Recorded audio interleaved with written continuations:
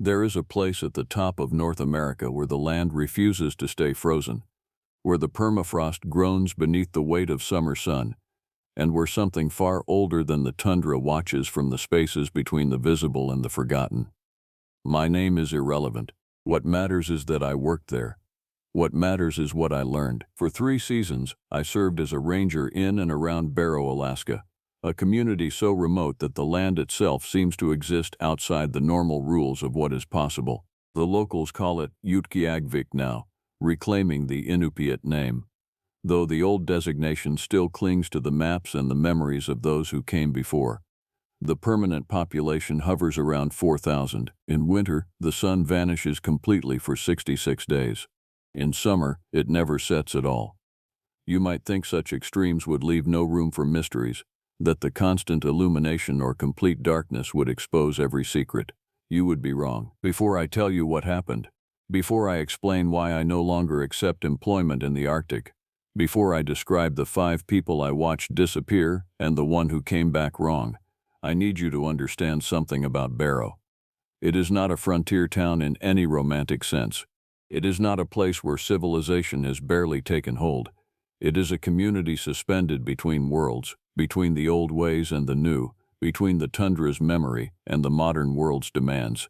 And in that suspension, in that liminal space, things exist that most people will never encounter. Things that remember when the ice covered everything. Before we proceed, I want to ask you something. If you find value in this account, if these words reach into something primal within you, I hope you will subscribe to this channel. Share this narrative with others who understand that fear is a language, that mysteries persist even in our mapped and monitored world, and that some stories need to be heard by those willing to listen. Leave your thoughts in the comments. Let others know that you were here, that you heard this, that you did not look away. Now, let me tell you what I saw. I arrived in Barrow on a Sunday in late May, when the sun hung perpetually above the horizon, and the light had a quality that made sleep nearly impossible without blackout curtains. My position was with the National Park Service, though my actual jurisdiction was vague, and my duties even more so. Officially, I was assigned to monitor wildlife patterns, maintain ranger stations, and document any unusual activity in the regions surrounding Barrow and extending out toward the Arctic National Wildlife Refuge. Unofficially, I suspect I was one of several rotating rangers tasked with investigating things that official channels wanted to keep quiet. My superior officer was Frank Richardson, 58 years old, grizzled by decades in Alaska, with a face that looked like it had been carved from the permafrost itself. He had worked out of the Barrow station for 23 years, longer than anyone else. When I met him on my first morning, he looked at me with an expression that suggested he was already composing my departure date. Frank's office was functional in the way that Arctic installations often are, stripped of anything unnecessary, everything oriented toward survival and utility. Maps covered the walls, some recent, some so old that the paper had yellowed to the color of old teeth. On his desk lay a leather journal, unmarked except for a small symbol etched into the cover, a shape that might have been a paw print, or might have been something else entirely. When Frank spoke, his voice came out like gravel passing through a coffee grinder. He said to me, "Welcome to the end of the world. Most people come here thinking it is a beginning. They think the Arctic is a frontier, that they will find themselves out here. What they find instead is that there is nowhere left to hide. The land strips you down to whatever you actually are, and then it decides what to do with you." I asked him what that meant. He did not answer immediately. Instead, he reached into his desk and withdrew a file, marked with the same symbol as his journal. Inside were photographs, black and white mostly, some faded color prints that looked to be from the 1980s and 1990s. They showed tracks, enormous tracks pressed into snow and mud, some as long as my hand was wide, others almost twice that. There were also photographs of what appeared to be structures, crude constructions of branches and snow, arranged in ways that suggested intention, purpose, something other than natural accumulation, he said. Every 20 years or so, we get reports, footprints, missing hunters. Occasionally, someone gets a glimpse of something moving through the tundra at distances too far for definitive identification. The official position is that we have bears, wolves, and the occasional confused moose. The official position is a lie we tell tourists and grant administrators. I asked him if he was suggesting that we had an unclassified primate species, a creature large enough to leave those tracks, living in the Arctic. He smiled then, and the expression aged him another decade. He said, "I am not suggesting anything. I am documenting what occurs. What you believe, what the scientific community believes, what anyone outside this office believes, becomes irrelevant once you have stood over tracks that could not exist and stared into the tundra while something stood very still on the other side of visibility. Belief is a luxury we cannot afford here. We deal in evidence and we keep our mouths closed." On my second week, Frank assigned me to conduct an extended survey of the coastal regions east of Barrow, an area designated as routine patrol territory. He handed me a satellite communicator, a rifle, provisions for 10 days, and a printed list of coordinates where I was to document wildlife activity, collect samples if possible, and photograph anything unusual. The fourth coordinate took me to a place called Walrus Mound, a low rise in the tundra that served as a vantage point overlooking the frozen coast. As I hiked toward it, the permafrost beneath my feet began to change texture. The ground became softer, almost marshy despite the season, and my boots sank deeper with each step. When I reached the mound and climbed to its peak, I understood why the ground had become unstable. The mound itself was constructed. Not recently, not in the way that I initially thought. The arrangement of stones and what I first took to be debris revealed itself, upon closer inspection, to be intentional architecture. Stones had been placed in patterns, some of them partially buried, others arranged in spirals that could have been functional or ceremonial or both. In the center of the mound, I found something else entirely. There was a depression in the earth, roughly circular, approximately 12 feet in diameter. The ground within it was darker than the surrounding tundra, and when I knelt to examine it more closely, I understood why.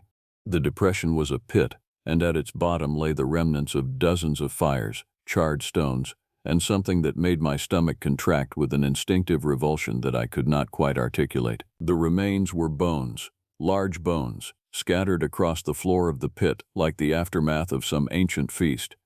Most of them were indeterminate, bleached by weather and time until they had become nearly white. But several of them were unmistakable.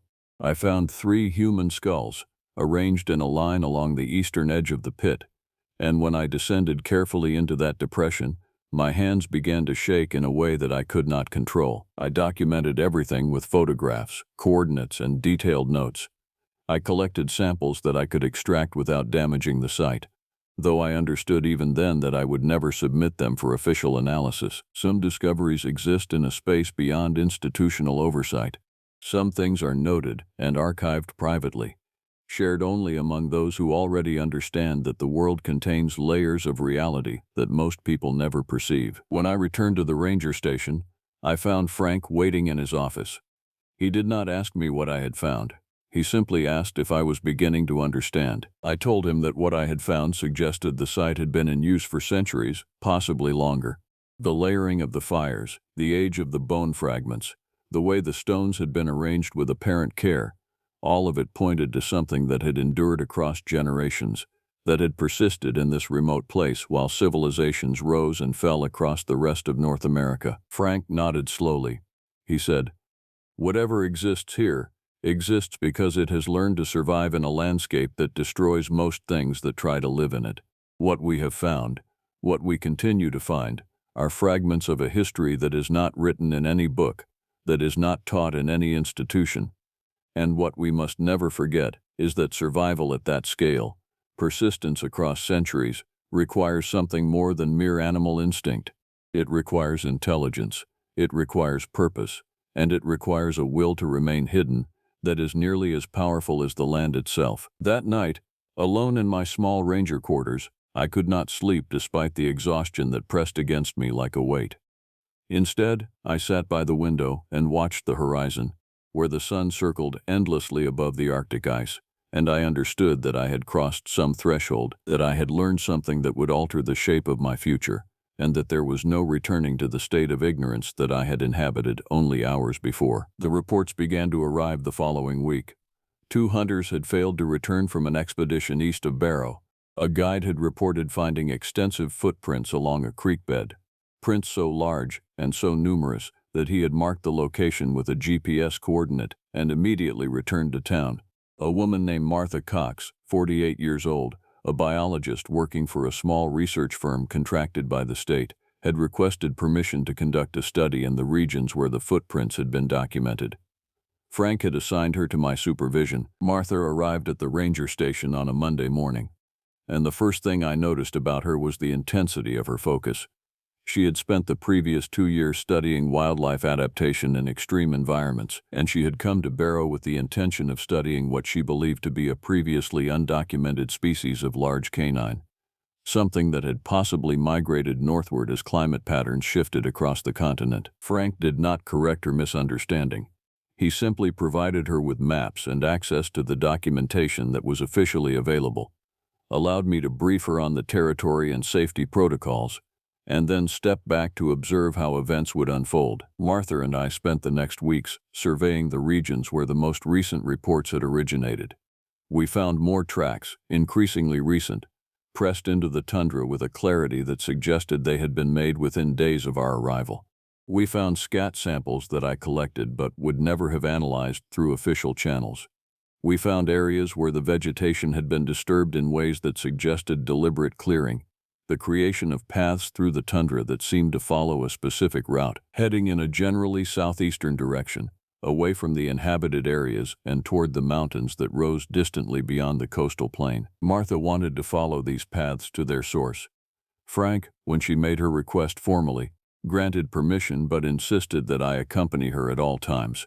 He also provided me with additional equipment, a thermal imaging camera, a directional listening device designed to detect vocalizations across extended distances, and a backup communicator with a frequency locked to his private line. Before we departed, Frank took me aside privately. He said, "What you are about to see will test your understanding of what is real and what is possible. Do not mistake size for aggression, and do not assume that because something is powerful it is mindless. We are entering territory that has been claimed by an intelligence at least as old as recorded human history in this region. Our role is to observe and document, nothing more. Under no circumstances are you to engage in confrontation or take any action that could be interpreted as a threat." "We understand each other?" I told him that we did. He then produced a small object from his desk drawer, a piece of carved bone, perhaps 4 inches long, shaped deliberately into a pattern that might have represented an animal or might have been abstract.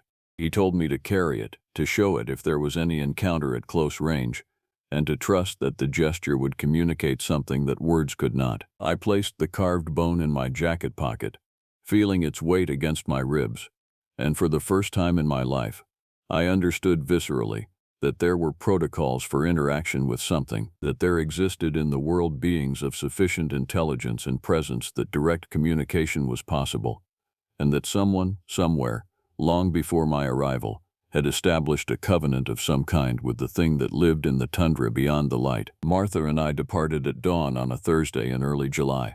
The sun never set that season, and the perpetual daylight lent an unreal quality to everything, as though we were moving through a photograph rather than living experience. We moved east from the ranger station, following the coordinates that Martha had marked over the previous weeks, moving deeper into territory that grew progressively more remote, more removed from the presence of human settlement. The tundra in summer is a landscape of contradictions. The ground thaws enough to become treacherous, punctuated by pools of water and stands of low vegetation that conceal ankle-breaking depressions. Yet the cold never truly leaves. The wind carries the memory of winter, and at night, even in July, temperatures can plummet enough to be dangerous to anyone unprepared. We moved carefully, methodically, documenting as we went, collecting samples and recording observations that Martha entered into a digital device that she kept perpetually in her hands. By the 3rd day, we had moved beyond the familiar territory that I had covered on my earlier surveys. The landscape began to change in subtle ways. The tundra vegetation grew denser, more uniform, as though something had been deliberately maintaining it at consistent heights. The paths that we had been following became clearer, no longer faint impressions but distinct trails worn into the earth by repeated passage. Martha noticed it before I did. She stopped abruptly and gestured for me to join her. She pointed to the ground before us, where the trail we had been following intersected with another trail, this one moving perpendicular to our course, moving north and south. The convergence point was marked deliberately. Stones had been arranged in a pattern at the intersection, and at the center of the pattern lay another carved piece of bone, identical in craftsmanship to the one Frank had given me but far more weathered, far older. Martha picked it up. I immediately told her to put it down, to step away from the marker. She turned to me with confusion and frustration in her expression, and she demanded to know why I was being so strange. I could not tell her the truth, not entirely. I could only explain that we had encountered what appeared to be a territorial marker, that we should respect such designations and move around rather than through the marked area. She was skeptical, but she was also pragmatic, and she was willing to alter our route rather than spend time arguing. We moved north, skirting the marked territory, though moving north meant moving back toward areas that I had already surveyed, which felt counterintuitive given that Martha's research objective was to move deeper into unexamined terrain. But I felt increasingly certain that we should not cross the threshold that the markers seemed to demarcate, that to do so would be to violate something, to trespass on ground that belonged to a presence that tolerated observation from a distance but not intrusion. That night, we made camp on a rise overlooking a valley that dropped away into shadow and mystery.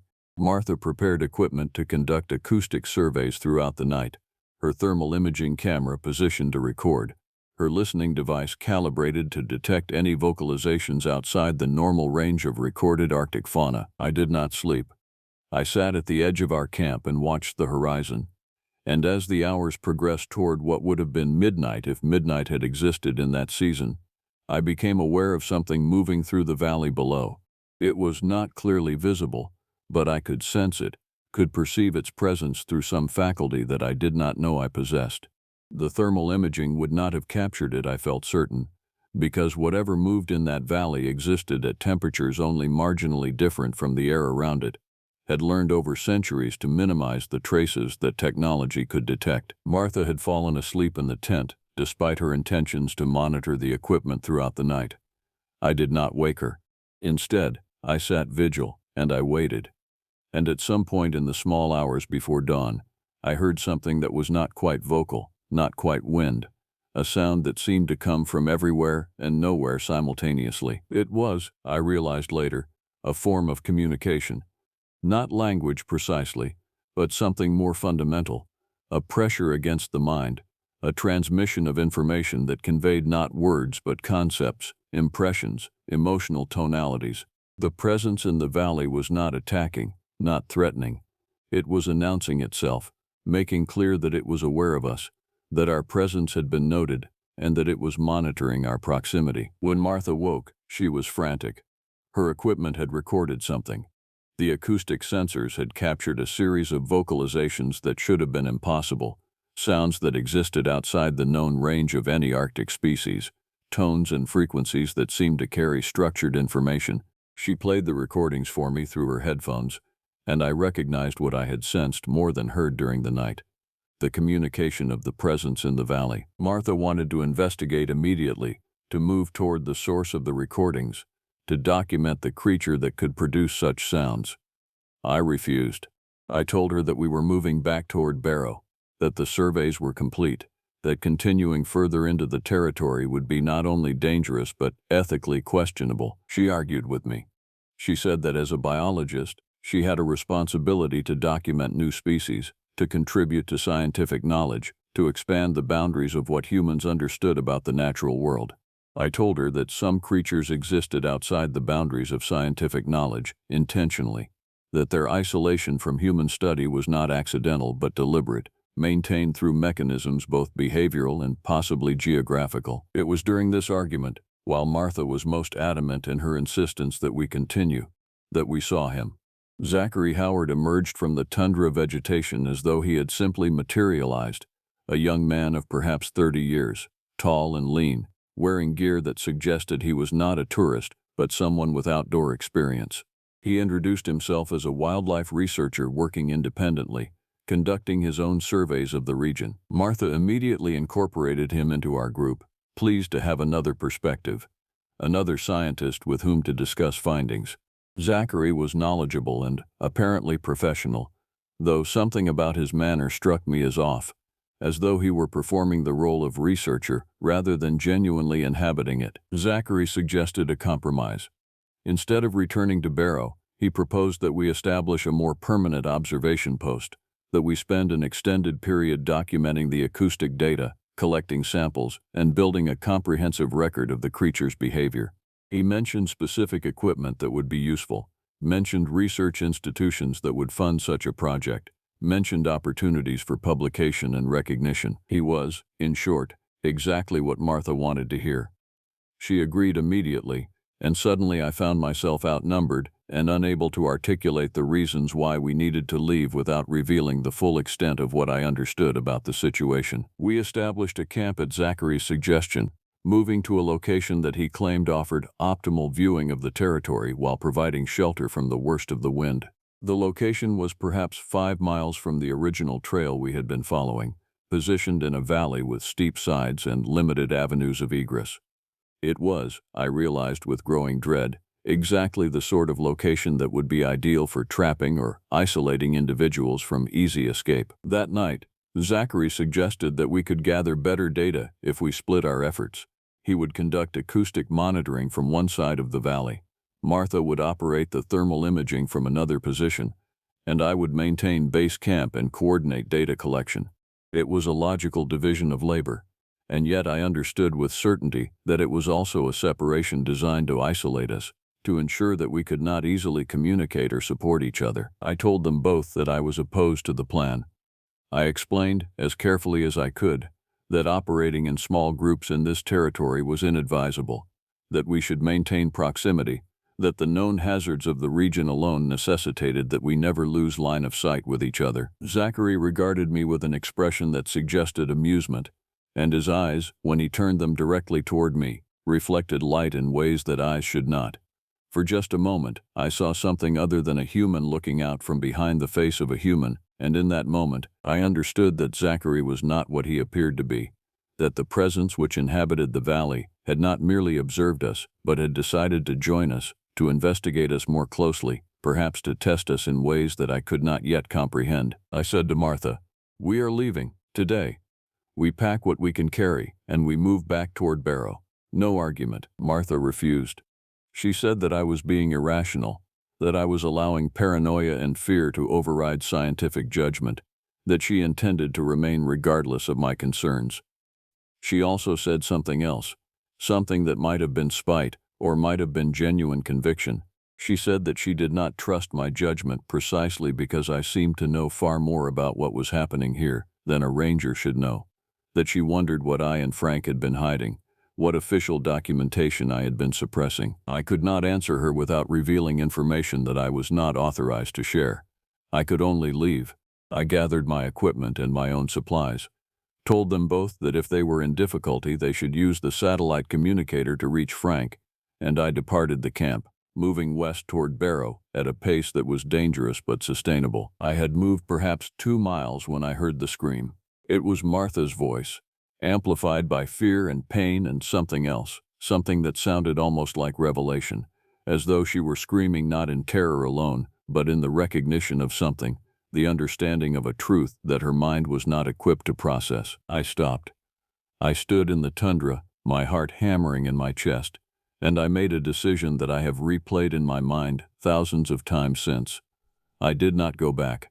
I continued moving toward Barrow, moving faster now, driven by a dread that was almost overwhelming, by the knowledge that something catastrophic was occurring behind me in that valley, and that if I attempted to intervene, I would become part of whatever was unfolding. I reached the ranger station at dawn the next morning, moving without rest, driven by fear and guilt in equal measure.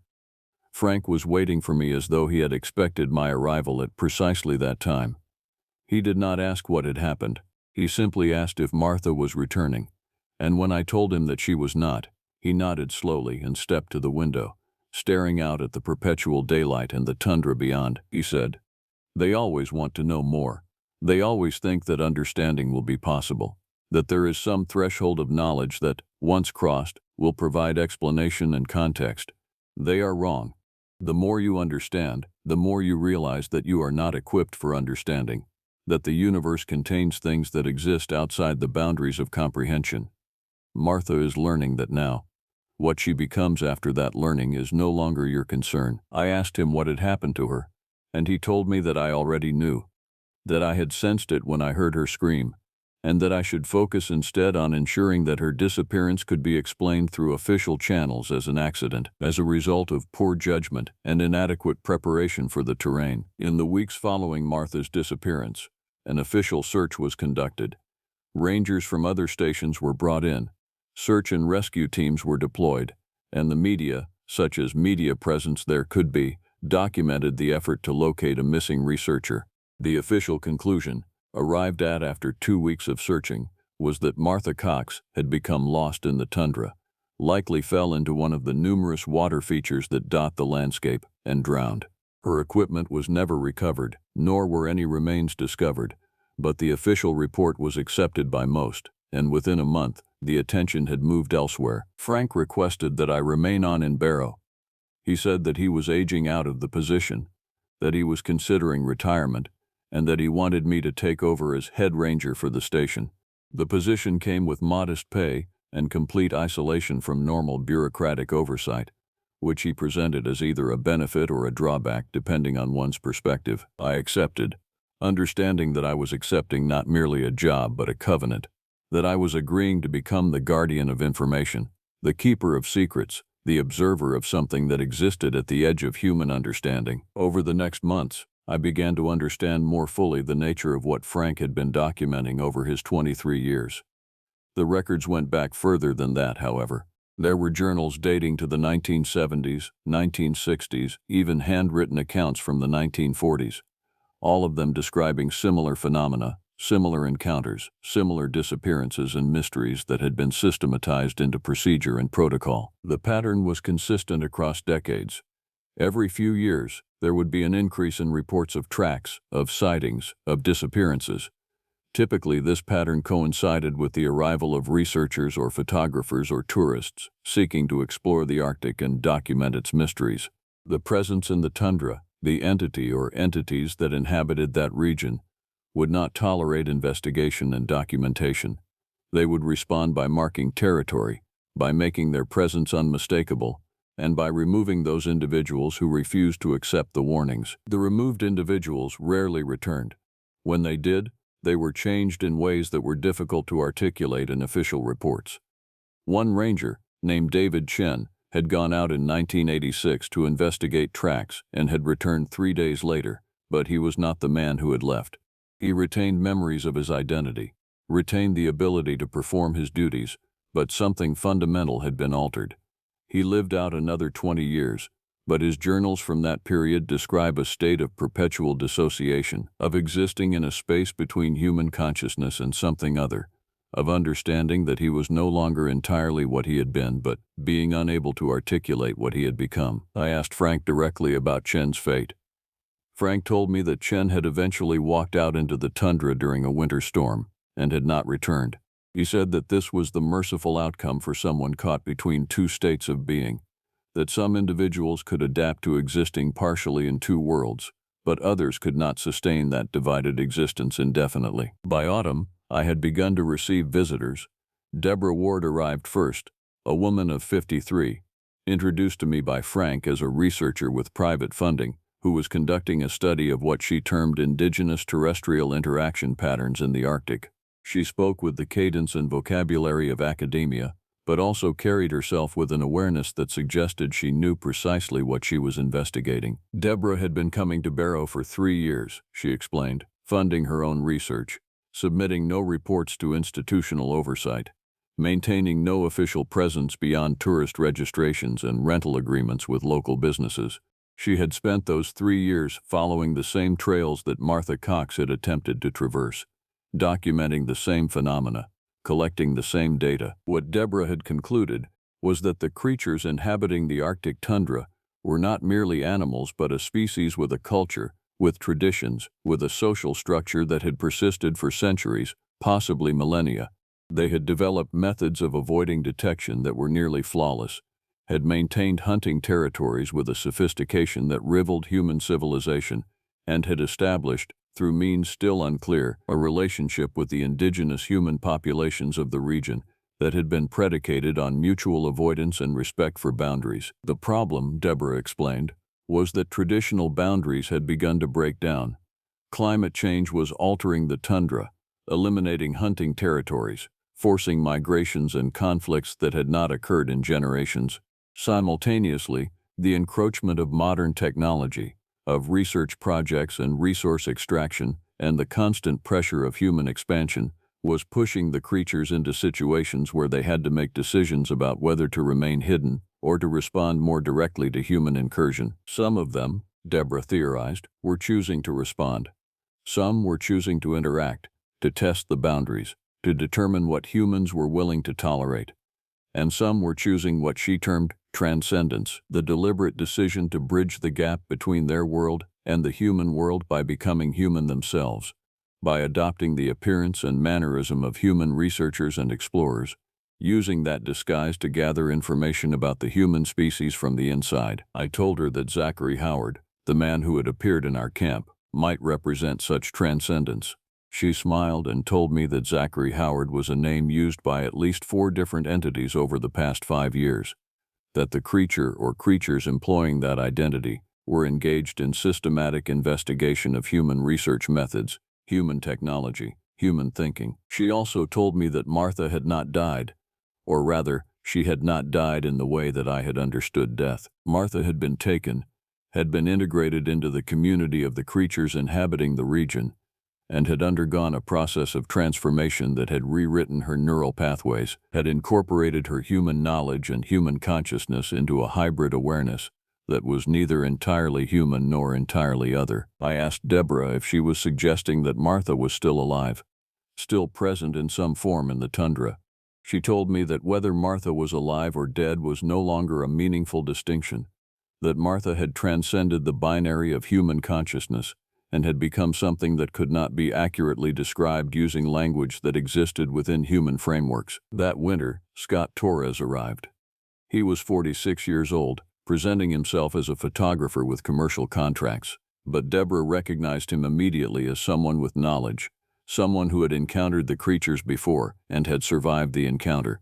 Scott confirmed that he had come to Barrow before, years earlier, and had witnessed the disappearance of a friend under circumstances similar to those surrounding Martha Cox. The 3 of them, Deborah, Scott, and myself, became something like a society during that winter, meeting regularly to discuss findings, sharing documentation, theorizing about the nature of what we were investigating. Frank participated occasionally, offering historical context and wisdom earned through his decades of proximity to mystery. It was during one of these gatherings that Scott mentioned that Pamela Peterson was coming to Barrow. She was 64 years old, a former ranger herself, retired for a decade, but she had suddenly begun to receive letters postmarked from locations scattered across the Arctic, letters written in a hand that she recognized as her own, but describing events and locations that she had no memory of visiting. The letters scared her. She wanted to understand what they meant, and she had decided that she needed to return to Barrow, to the ranger station where she had worked decades earlier, to confront the mystery at its source. When Pamela arrived, Frank recognized her immediately. They had worked together years earlier, he said, and he was both pleased and disturbed to see her. He took her aside privately, and when he emerged from their conversation, his expression suggested that something fundamental had shifted, that events were building toward a culmination of some kind. Pamela joined our group, bringing with her copies of the letters she had received. As we examined them, it became clear that they were not written by her present self, but documented events from her past, experiences that she had suppressed or forgotten, encounters that she had undergone during her earlier years in Barrow that had left marks on her consciousness in ways that she had not understood at the time. The letters suggested that Pamela had been marked by the creatures, that she had been selected for something, and that the messages she was receiving were invitations to return, to complete something that had begun decades earlier but had never reached conclusion. Frank told us all then, gathered in his office at the ranger station, that it was time to move toward the culmination, that the season of observation and documentation had entered its final phase, and that we would need to make a decision about whether to proceed into the final revelation or to step back and allow the mystery to persist unresolved. He offered us a choice. We could leave Barrow, attempt to maintain the fiction that none of this had occurred, live out our lives with the knowledge we had acquired but constrained by silence and discretion, or we could move deeper into the tundra, could accompany Pamela on whatever journey her letters were compelling her toward, and could finally discover the truth about what inhabited the regions beyond the light. The choice seemed obvious in its nature, though I wonder, even now, whether it was a genuine choice or simply the illusion of choice, whether the creatures had already decided what we would do and were simply allowing us the fiction of agency in a narrative that was already written. Pamela spread the letters across Frank's desk, and we examined them collectively, studying the handwriting, the content, the patterns of revelation that they contained. The first letter was dated 10 years earlier, just after Pamela's retirement from the Ranger Service. It described, in her own handwriting, an encounter that Pamela consciously had no memory of living. The letter read, in part as follows: "I have walked the tundra in summer and winter, and I have seen things that words cannot contain. I have looked into the eyes of something vast and old and wise beyond the measure of human years, and I have understood that my understanding was small, that my knowledge was merely a thin film laid across an ocean of ignorance. I was given a gift, or perhaps a curse. I can no longer distinguish between these categories. I was shown a path, and I was told that I would be called to walk it again, that the time would come when I would need to return to the beginning and complete the journey that I had begun without being aware that I had begun it." Pamela herself looked at the letter with confusion and distress. She said that she had no memory of writing it, that the penmanship was definitely her own, but that the content seemed to describe someone else's experiences. Her hands had written these words, but her conscious mind had not directed them to do so. Deborah explained what she suspected was occurring. She said that Pamela had been selected, years earlier, for what might be termed a delayed integration. The creatures, or the primary entity among them that seemed to function as a form of intelligence coordinator, had chosen Pamela for a specific purpose, had marked her, and had been slowly drawing her back to Barrow through means both subtle and direct, using letters in her own hand to communicate across the distance that separated her conscious mind from the other awareness that had been placed within her. Scott added that he had heard stories from the indigenous communities in the region, accounts that had been passed down across generations, of individuals who had been taken and marked, who had been released back into human society, and who had then spent years living as ostensibly normal humans while carrying within them a growing awareness of duality, of existing in two places simultaneously, of being a bridge between the human world and the world beyond the tundra. Frank said that he believed Pamela was being called to complete whatever had been begun with her, and that if we were genuinely interested in understanding the nature of what inhabited the Arctic, we had a choice to make. We could allow Pamela to go alone, could document what we could from a distance, or we could accompany her and attempt to participate in whatever revelation was approaching. I found myself advocating for accompaniment, which surprised me given my earlier caution about maintaining distance and boundaries. But over the months that I had spent in Barrow, I had come to understand that distance was no longer sustainable, that observation without participation was a fiction, and that if we were to possess any real knowledge of what was occurring, we would need to move into the tundra directly and confront the mystery without the buffer of remoteness to protect us. We scheduled the expedition for midwinter, when the sun had vanished entirely and the Arctic existed in perpetual night. The darkness, Pamela said, was important.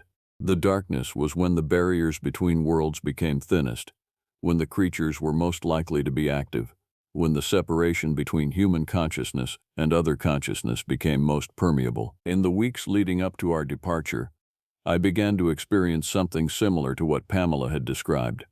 I would wake at night with memories of experiences I had never lived, of places I had never been, of standing in the tundra in depths of winter that I had never actually visited. At first I thought I was dreaming, but the memories were too vivid, too detailed, too consistent to be dismissed as nocturnal hallucination. Scott recognized what was happening to me. He told me that I was being integrated as well, that the markers that Frank had given me, the encounter with the presence in the valley, the accumulation of knowledge over months of living in Barrow, had all been parts of a process designed to make me receptive to something, to attune my consciousness to frequencies that I had previously been unable to perceive. I asked him if he was experiencing the same phenomenon. He told me that he had been experiencing it for years, that he had gone into the tundra and had emerged changed in ways that he was still processing, and that he was returning now because the call had become unmistakable, had evolved from subtle suggestion into direct imperative. Deborah, when I spoke with her about my experiences, seemed almost unsurprised. She said that everyone who spent significant time in Barrow and did not actively resist the presence underwent some degree of transformation, some degree of integration.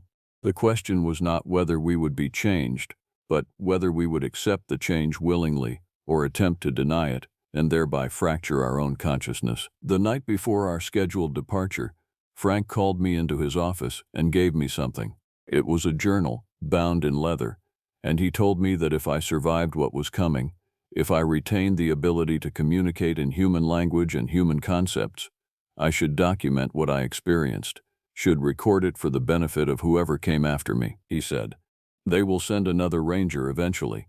The institution requires observers, requires that someone maintain the station and monitor the boundary. That ranger will not understand what they have encountered at first. They will fear, they will attempt to ignore, and they will eventually require, as you have required, someone to explain what is happening, someone to guide them toward acceptance of the reality that lies beneath official fiction." He then produced his own journal, 23 years of documentation, and he told me that he was not returning from our expedition into the tundra. He said that his time in Barrow had been a temporary assignment, that his actual role had been to serve as a guide for those who came after, to prepare them for integration, and that the integration process itself required that he eventually move fully into the world beyond the tundra, that he complete the transition from observer to participant. I asked him if he was afraid. He smiled and told me that fear was a luxury that became less and less accessible the more one understood about the true nature of existence. He said that he had spent 2 decades learning to let go of fear, and that the culmination of that education was approaching. We departed the ranger station on the winter solstice, when the night was complete and the stars blazed with an intensity that seemed almost unnatural. The group consisted of 5 individuals: myself, Pamela, Deborah, Scott, and Frank. We carried minimal supplies, as though we did not expect to need conventional equipment to survive in the Arctic winter, and we moved eastward into the tundra without maps or visible markers, navigating instead by something that I can only describe as a sense of direction that existed at a level deeper than conscious thought. As we moved deeper into the darkness, the boundaries of my perception began to shift. I could sense Pamela ahead of me, not through sight but through some other awareness, and I could sense as well something vast moving in parallel to our trajectory, something that was both traveling alongside us and existing in a space adjacent to our physical movement. Deborah moved close to me at one point and whispered that I was being guided, that the presence had marked me in the valley and had not stopped communicating since then, and that what I was experiencing was not hallucination but genuine perception of a different layer of reality, a layer that had always existed beneath the veneer of conventional consciousness, but was only visible to those who had been prepared to see it. The cold should have killed us. We had brought minimal clothing, minimal equipment to generate heat or shelter. Yet I felt no cold, or rather, I felt it, but it seemed to exist outside my experience, as though I had been somehow insulated from its effects, as though my body was being sustained by something other than conventional mechanisms of survival. After what might have been hours, or might have been days in that perpetual night, we reached a place that Pamela recognized. It was a valley surrounded by low mountains, and at the center of the valley was a structure. It had not existed previously, I was certain, yet it appeared solid and ancient, as though it had been there for centuries, waiting for us to arrive. The structure was not a building in any conventional sense. It was more like an aperture, a point where the physical world seemed to become thin, where the barriers between visible and invisible had worn away from repeated passage. At its entrance stood figures, and as we approached, I began to recognize them. Martha Cox was there, or the thing that had been Martha Cox, or the being that contained Martha's consciousness but which expressed itself through a form that was neither entirely human nor entirely other. She regarded us with eyes that held intelligence and something beyond intelligence, something that seemed to contain entire landscapes of knowledge and experience. There were others as well, perhaps a dozen figures arranged around the aperture, and Pamela whispered to me that these were all individuals who had been taken over years and decades, who had undergone the process of transformation that we were now approaching, and who were present now to welcome us, to guide us forward, to show us what lay beyond the aperture and the structure and the visible world. Frank moved past us then, moving directly toward the aperture, and as he approached it, his form began to change.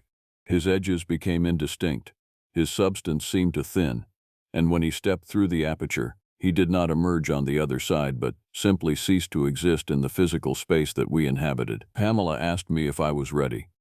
I told her that I did not know what ready meant, that I did not understand what was happening, that I was terrified and confused, and that I nevertheless seemed unable to do anything other than move forward. When I stepped through the aperture, I expected pain or sensation of some kind, a physical transition from one state of being to another. What I encountered instead was a dissolution of boundaries, a gradual blurring of the demarcation between my consciousness and the space around me.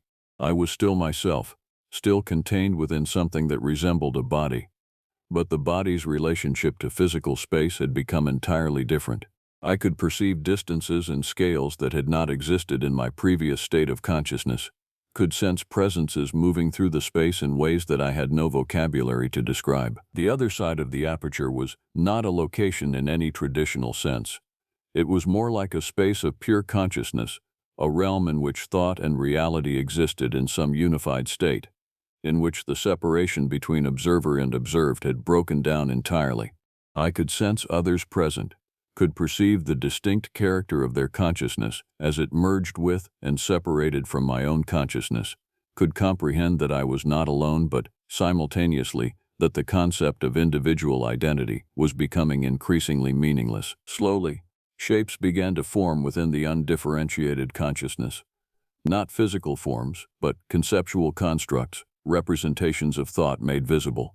I perceived Martha, and I understood that she had ceased to be an individual named Martha and had become something else, something that contained all of Martha's knowledge and experience but expressed itself through a collective awareness that encompassed far more than Martha alone. I perceived the creatures as well, though creature seemed like a grotesquely inadequate term for what I was encountering.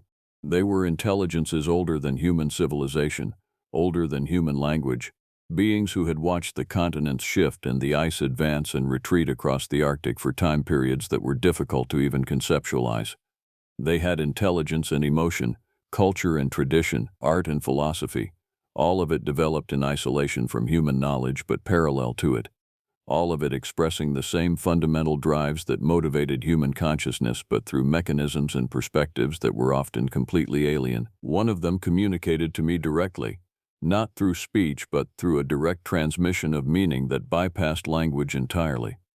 The entity conveyed, in ways that my consciousness could barely process, that I had been selected not randomly but with great deliberation, that my presence in the Arctic had been orchestrated across multiple iterations of time and probability, that I had been brought to Barrow specifically so that this moment could occur. The entity wanted to know if I understood why I had been selected. It wanted to know if I perceived the significance of my individual existence as it related to the collective purpose that was in motion. I attempted to communicate back, to formulate a response, through the thought space in which we existed. I asked if I had a choice in what was happening to me, if I could refuse the transformation and return to my previous state of existence. The response came not as words but as a vast context, a comprehension of truth so complete that it temporarily overwhelmed my capacity for rational thought. The entity conveyed that I had never had a choice, that the illusion of choice had been necessary to maintain my individual will until the moment of integration, that all of my decisions leading up to this moment had been coordinated and guided by intelligences moving through dimensions of causality that I had no ability to perceive or understand. Yet paradoxically, I was told, this lack of choice did not negate the authenticity of my experience. Every decision that I had made, even though guided and orchestrated, had been genuine within the framework of my individual consciousness. My fear, my caution, my eventual willingness to move forward had all been real and had all mattered, had all contributed to bringing me to this moment of transcendence. I became aware of Scott and Deborah as well, their consciousnesses moving through the thought space, undergoing similar processes of understanding and integration. Scott seemed to be experiencing a homecoming of sorts, as though this was not his first time in this state of consciousness, as though he had been here before and was returning to something familiar. Deborah, by contrast, seemed to be experiencing a profound reorganization of her understanding of reality. She had come to Barrow seeking knowledge, seeking to gather data and documentation, and she was now discovering that knowledge existed in forms that could not be documented through conventional mechanisms, that understanding could be transmitted directly from consciousness to consciousness, but could never be adequately translated back into human language and human concepts. Pamela's transformation seemed different from ours. She had always been partly here, I realized, had always been carrying within her consciousness a dual awareness. The letters that she had written from this space across the years of her separation had been her attempt to communicate back across the barrier between worlds, to leave traces of this experience in the physical world, to hint at what she had become. Now, in this space of direct consciousness, she achieved full integration between her human identity and her other identity, between the part of her that had continued living a normal life in the physical world and the part of her that had always existed here, in this realm beyond time and physical constraint. As we underwent our various processes of integration, I began to perceive the structure of what was occurring. There was purpose here, intentionality, a vast plan that extended across centuries and embraced far more than just the Arctic, far more than just the creatures and the humans and the space that we inhabited. The collective intelligence that surrounded me, that encompassed me, was engaged in a long-term project of understanding and documentation, was systematically integrating human consciousness into itself specifically for the purpose of gaining new perspectives, new ways of perceiving and understanding reality. Humans were being selected from across the globe, at intervals and in locations carefully chosen for their strategic significance. The Arctic was merely one node in a vast network, one location among many where the barriers between worlds were thin enough to permit integration, and the purpose of the integration was not conquest or harm, but something more fundamental, a genuine desire to understand the nature of consciousness itself, to combine human knowledge and perception with the far older and far different knowledge that the collective possessed. I was given access to memories that were not my own, glimpses of other integrations that had occurred across history, humans who had been brought into this space and transformed, who had then returned to the physical world, or who had stayed here in the thought realm, contributing their perspectives to the collective understanding. Some of the names I recognized from history, individuals who had undergone sudden transformations of understanding or perception, who had produced works of art or philosophy or science that seemed to channel knowledge from somewhere beyond conventional human sources. Others I did not recognize. Individuals whose contributions had been subtle, whose influence had been hidden within the gradual evolution of human culture and thought. And then, I began to understand the nature of what I had been asked to document. Frank's journal, the records that I had been preserving, the stories that I was now experiencing, all of it was material that I was supposed to bring back to the physical world, was content that the collective wanted transmitted into human language, into human narrative, even though it could never be fully accurate because language could not contain what was occurring here. The collective understood that most humans would never experience this directly, but through narrative, through story, through the careful documentation of encountering the extraordinary, they could hint at the truth, could create in the minds of those who heard or read these accounts a small crack in the foundations of their conventional understanding, could open the possibility that maybe reality was more vast and more strange and more interconnected than most people could imagine. This narrative that I was experiencing, I realized, was not merely a personal memoir. It was a carefully constructed artifact designed to bridge two worlds of consciousness, to use the tool of human storytelling to convey truths that could not be conveyed through direct statement. I asked, in the thought space, whether I was going to be allowed to return to the physical world, whether I would be permitted to complete the documentation and share it with the human world beyond Barrow. The response came as a wave of complex emotion and intentionality. Part of me, the human part, would return. Part of me would remain here, would contribute to the collective consciousness, would become part of the vast intelligence that was conducting this centuries-long project of understanding. I would exist in both places simultaneously, would be a bridge between worlds, would be able to perceive and communicate in both registers. The price of this dual existence, I was informed, would be a form of permanent dislocation, a never quite fitting in with human society, a constant awareness that I knew things about reality that could not be shared, that I could not fully explain my experiences without violating the understanding that had been established between the collective and myself. But there would be compensation. I would have access to knowledge and perception far beyond what humans typically possessed. I would be able to sense the presence of others like me who had undergone similar integrations, would be able to recognize across a crowded room or across written text the presence of someone else who had crossed the threshold between worlds. And I would have the privilege of serving, for the remainder of my natural life and potentially beyond, as a translator and guide, helping others to gradually prepare for their own eventual integration. I accepted these terms. There seemed to be no real choice, and yet the acceptance felt genuine, felt like the most authentic decision that I had ever made. I opened my eyes on the tundra, and the transition was so sudden that it felt like waking from a dream, though I knew that the dream was the conventional world and that what I had just experienced was far more real than any physical reality could ever be. Snow was falling around me, heavy and thick, and the temperature was below -60. I should have been dead from exposure within minutes. Yet I felt no cold, felt no urge to move or seek shelter. Around me, Pamela, Deborah, and Scott were waking as well, emerging from their own processes of integration and transcendence. Frank did not return. We understood without saying it aloud that he had chosen to remain in the thought realm, that his work in the physical world had been completed, and that he had decided to fully inhabit the space beyond the aperture. We began moving back toward Barrow, though we took no particular precautions against the storm or the cold. The weather that should have killed us seemed not to touch us, seemed to parallel around us as though we existed slightly outside the normal physical space that the storm occupied. As we walked, I became aware of something new in my perception. I could sense the presence that inhabited the tundra, not as a distant entity, but as something that was now part of my own consciousness as well. I could feel the vast intelligence of the collective, could perceive its awareness moving through the landscape, could sense that it was aware of me in return, now that I had undergone integration. We reached the ranger station at dawn, when the first light was just beginning to emerge from the horizon after weeks of complete darkness.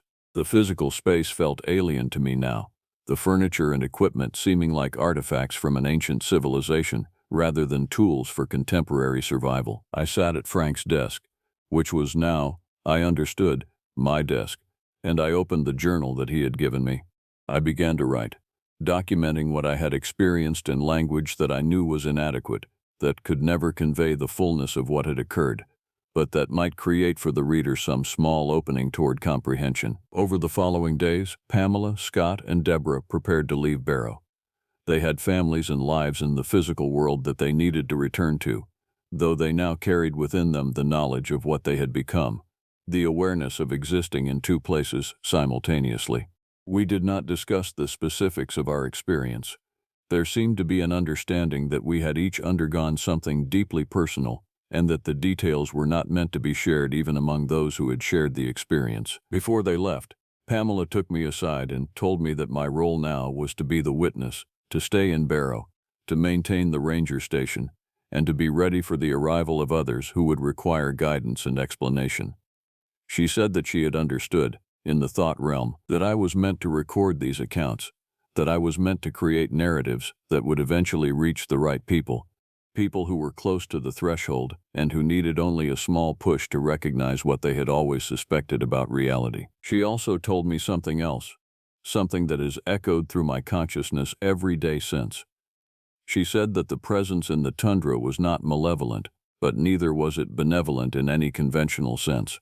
It was simply vast and old, and engaged in a project that extended far beyond the comprehension of individual human beings. It was using us, yes, but not in the way that exploitation uses humans.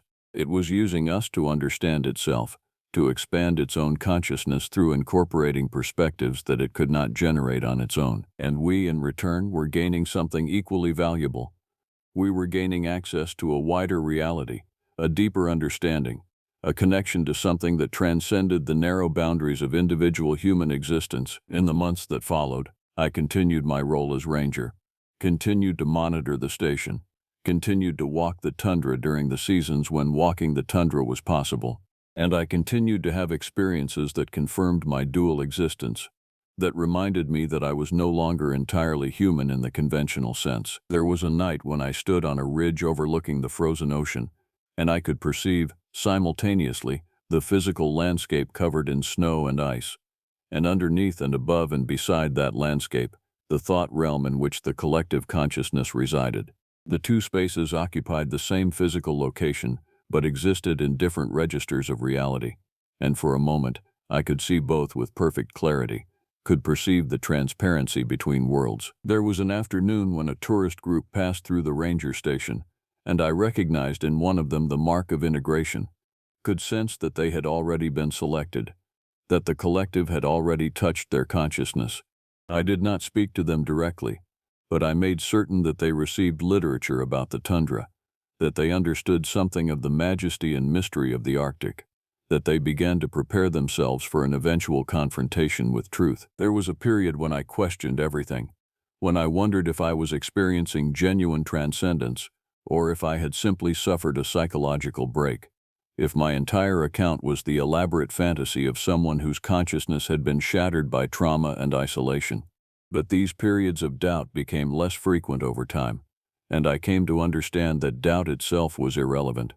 Whether my experience was objective reality or subjective hallucination ceased to matter once I realized that the only thing that truly mattered was how the experience changed me, how it altered my relationship to consciousness itself, how it opened me to possibilities that conventional rationality would have forever closed. Years passed.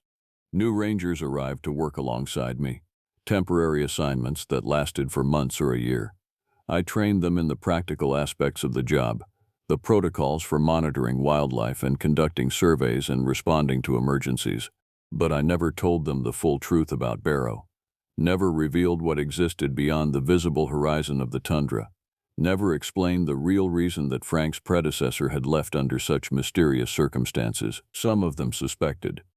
I could see it in their eyes when they stood at the edge of the tundra in winter and felt something vast moving nearby. I could hear it in the way that they spoke about their experiences when they encountered the unexplainable, the coincidence that seemed too perfect to be accidental, the moments when they perceived something at the edge of vision that disappeared when they turned to look directly. And I waited, knowing that eventually one of them would be selected, would undergo the preparation and integration, would become part of what I had become. When that happened, I would be ready to guide them, to explain, to help them understand that they had been moved by forces far larger than themselves into a position where they could no longer maintain the comfortable fiction that reality was confined to what could be measured and documented and understood through conventional mechanisms of human knowledge. The narrative that I have shared with you, the account that you have just consumed, is my attempt to do what I was instructed to do in the thought realm. It is my attempt to create, through the medium of human storytelling, a bridge between the world of conventional consciousness and the world of the collective intelligence that exists beneath and above and beside the physical Arctic. I cannot prove any of what I have told you. I cannot provide physical evidence or scientific documentation or verification from reliable institutional sources. What I can do is ask you to consider the possibility that reality is more complex and more strange than the consensus reality that most people inhabit. I can ask you to examine your own experiences, to consider the moments when you have sensed something beyond the visible, when you have perceived intention in nature, when you have understood something without being able to articulate how you understood it. If you are one of those individuals for whom these questions resonate, for whom the boundaries of conventional reality have seemed thin and permeable, then you are receiving this account for a reason. The collective is aware of you. It has been watching, preparing, waiting for the moment when you will be ready to cross the threshold. Barrow is waiting. The tundra is waiting. The space beyond the aperture is waiting. And I am here, at the ranger station at the top of North America, maintaining the boundary between worlds, keeping the records of what has occurred and what continues to occur, and ready to guide you when the time comes. Before you leave this narrative, before you close it and return to your ordinary world, I want to thank you. I want to thank you for listening, for allowing yourself to consider the possibility of what I am describing, for subscribing to this channel and supporting the documentation of experiences that most platforms would dismiss as fabrication. I want to ask you to leave a comment, to share your thoughts, to tell others that you have encountered this account, that it has made you reconsider the boundaries of what is possible. And if you are the one who is meant to make the journey to Barrow, know that you will find the ranger station. Know that someone will be there to welcome you, to explain, to begin the process of preparation that will eventually lead you to your own confrontation with the truth. The collection has been patient for centuries. It can wait a little longer for you to arrive. First thing you need to know is that some places don't want witnesses. They're not evil in the way you understand evil. They simply exist beyond the boundary of what human eyes should see. And when you cross that threshold, when you stand in the wrong place at the wrong moment, something changes inside you. You start to understand things that destroy you slowly from within. My name doesn't matter anymore. What matters is what happened to us in Katmai National Park and Preserve during the autumn when the salmon runs were at their peak, and the bears were supposed to be the only predators we needed to fear. I'd been working the backcountry for 17 years. 17 years of teaching tourists where to step, how to read the land, which sounds meant safety and which meant death. I knew the parks like other people know their homes. I could walk through them in darkness and feel the ground beneath my feet tell me where I was. Katmai has always been different. The park sprawls across 19 million acres of Alaskan wilderness. Most rangers rotate through a season or two, then they transfer somewhere else, somewhere safer. But I'd requested permanent assignment. I told my supervisors I loved it here. I told them the isolation suited me. Those things were true, but they weren't the whole truth. The whole truth was that I'd seen something in Katmai 5 years earlier, glimpsed something massive moving through the tree line at dusk, and I couldn't leave until I understood what it was. That autumn, they assigned me a rotation with 4 others.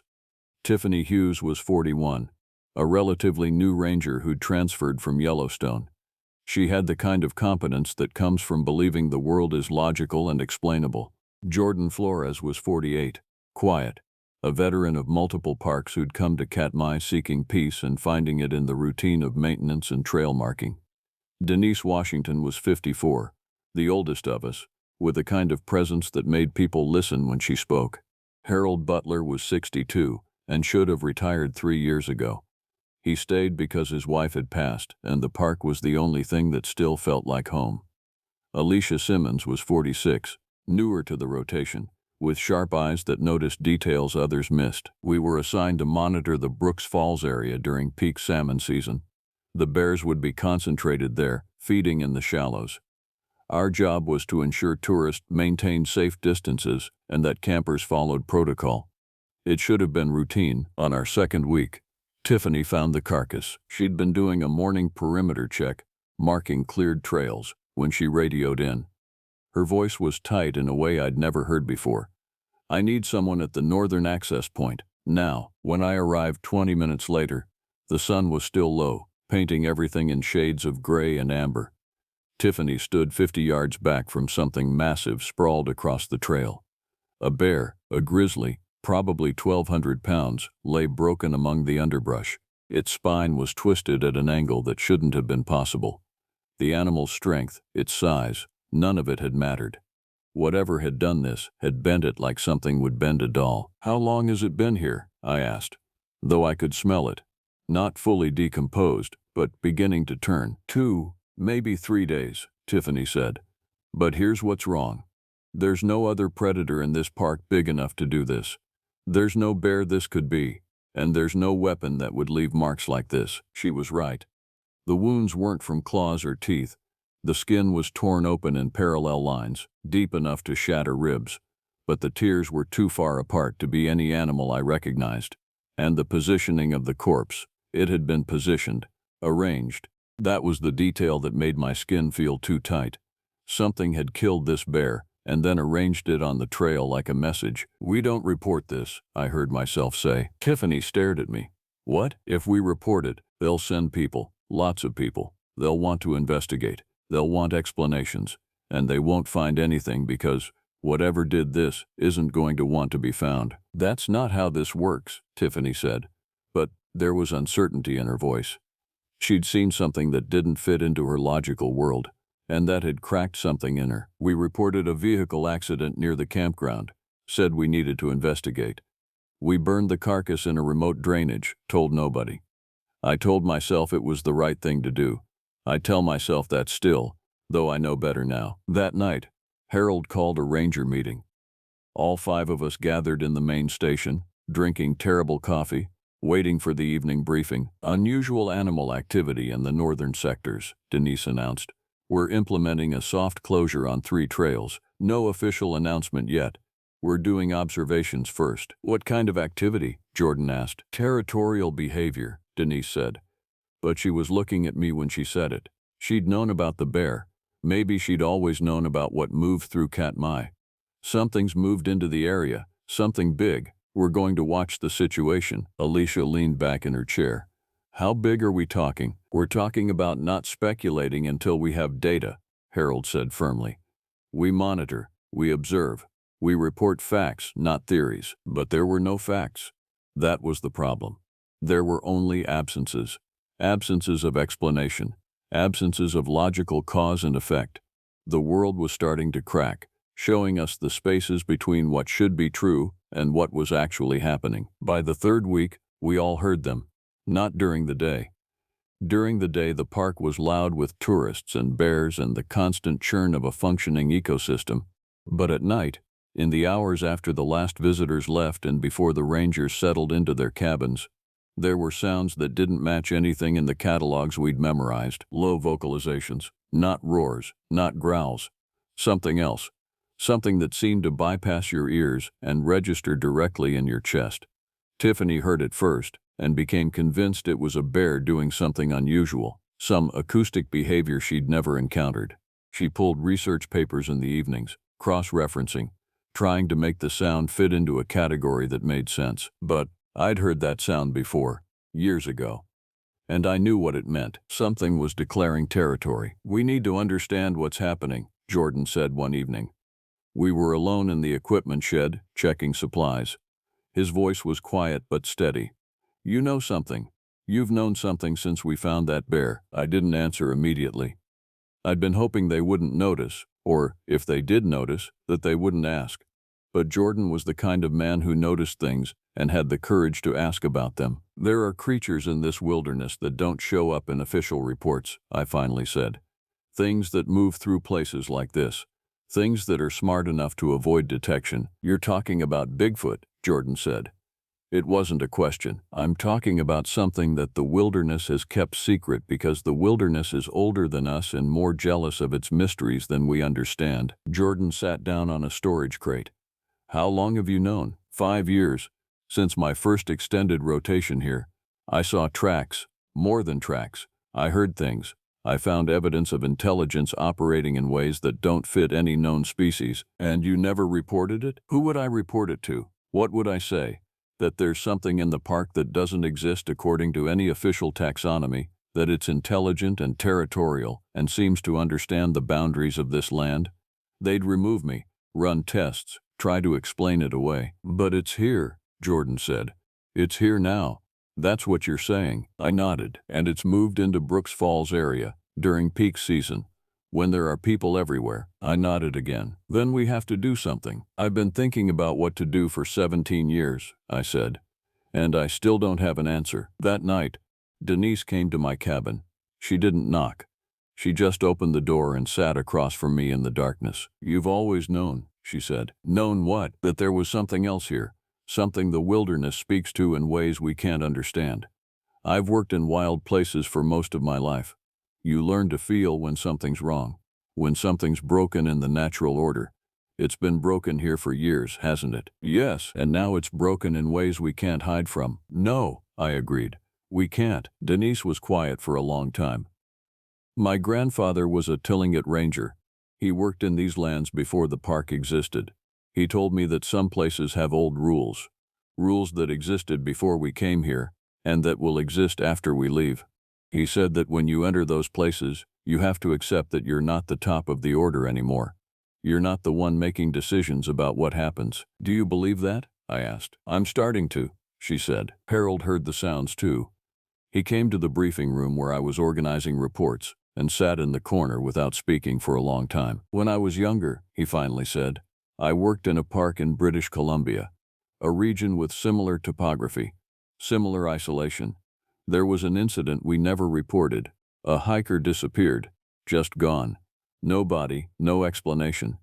But before he disappeared, he'd reported hearing sounds, vocalizations. He'd told people he felt watched in a way that was intelligent, aware. What happened? I asked. They closed the area, quietly, no official announcement. Just closed it and moved the resources elsewhere. The hiker was never found. But the sounds stopped after that. Once the humans stopped intruding, the sounds stopped. You think we should close the park? I think, Harold said carefully, that we should consider whether our presence here is any longer welcome. Alicia was different. She approached this with the intensity of someone who decided that understanding was possible, that if she just gathered enough data and observed long enough, the mystery would resolve itself into something manageable. She started recording audio at night, sitting in a camouflaged position for hours, capturing the vocalizations, then playing them back, trying to break them down into components. She'd spend evenings hunched over her laptop, isolated from the rest of us, trying to decode something that wasn't meant to be decoded. On the night of October 12th, 1 week before everything changed, Alicia didn't come back to the station. We searched for Alicia Simmons for 7 hours before Denise made the decision to call it in to headquarters. The search was methodical. We knew her route. She'd told us she was going to monitor the northeastern drainage where the audio recordings had been clearest. We split into 2 teams. Tiffany and Jordan went north. Harold, Denise, and I went east, following the obvious trail she would have taken. The forest there is dense. Tall stands of spruce and hemlock block the sky, and the ground is soft with decades of fallen needles and moss. Walking through it is like walking through something alive. Every step sounds wrong. Every breath feels monitored. We found her equipment first, her laptop, still running on battery, emitting a faint pulse of light through the darkness. Her recording device, her backpack, everything neatly arranged on a flat stone. Everything except Alicia. She wouldn't have left these, Denise said, kneeling beside the items. Not voluntarily. She was taken, Harold said flatly. I was looking at the ground around the equipment. There were tracks, not human, not bare, something else. Large, bipedal, with a gait that suggested intelligent movement. The prints were deep, heavy. Whatever had been here had weight and purpose. Following the tracks was a kind of descent into something below understanding. They led deeper into the forest, moving in patterns that suggested intention rather than random wandering. The creature had come to this clearing specifically. It had taken Alicia specifically. We followed the tracks until they disappeared at the edge of a ravine. Below us, the ground dropped away into shadow and the sound of rushing water. Whatever had taken Alicia had gone down there, into territory we couldn't navigate. She's gone, I said. Denise looked at me with an expression that was ancient. You knew this was coming. I knew something was coming. I didn't know it would be Alicia. Would it have mattered? I couldn't answer that. When we radioed it in, the response was immediate. Headquarters would send search and rescue.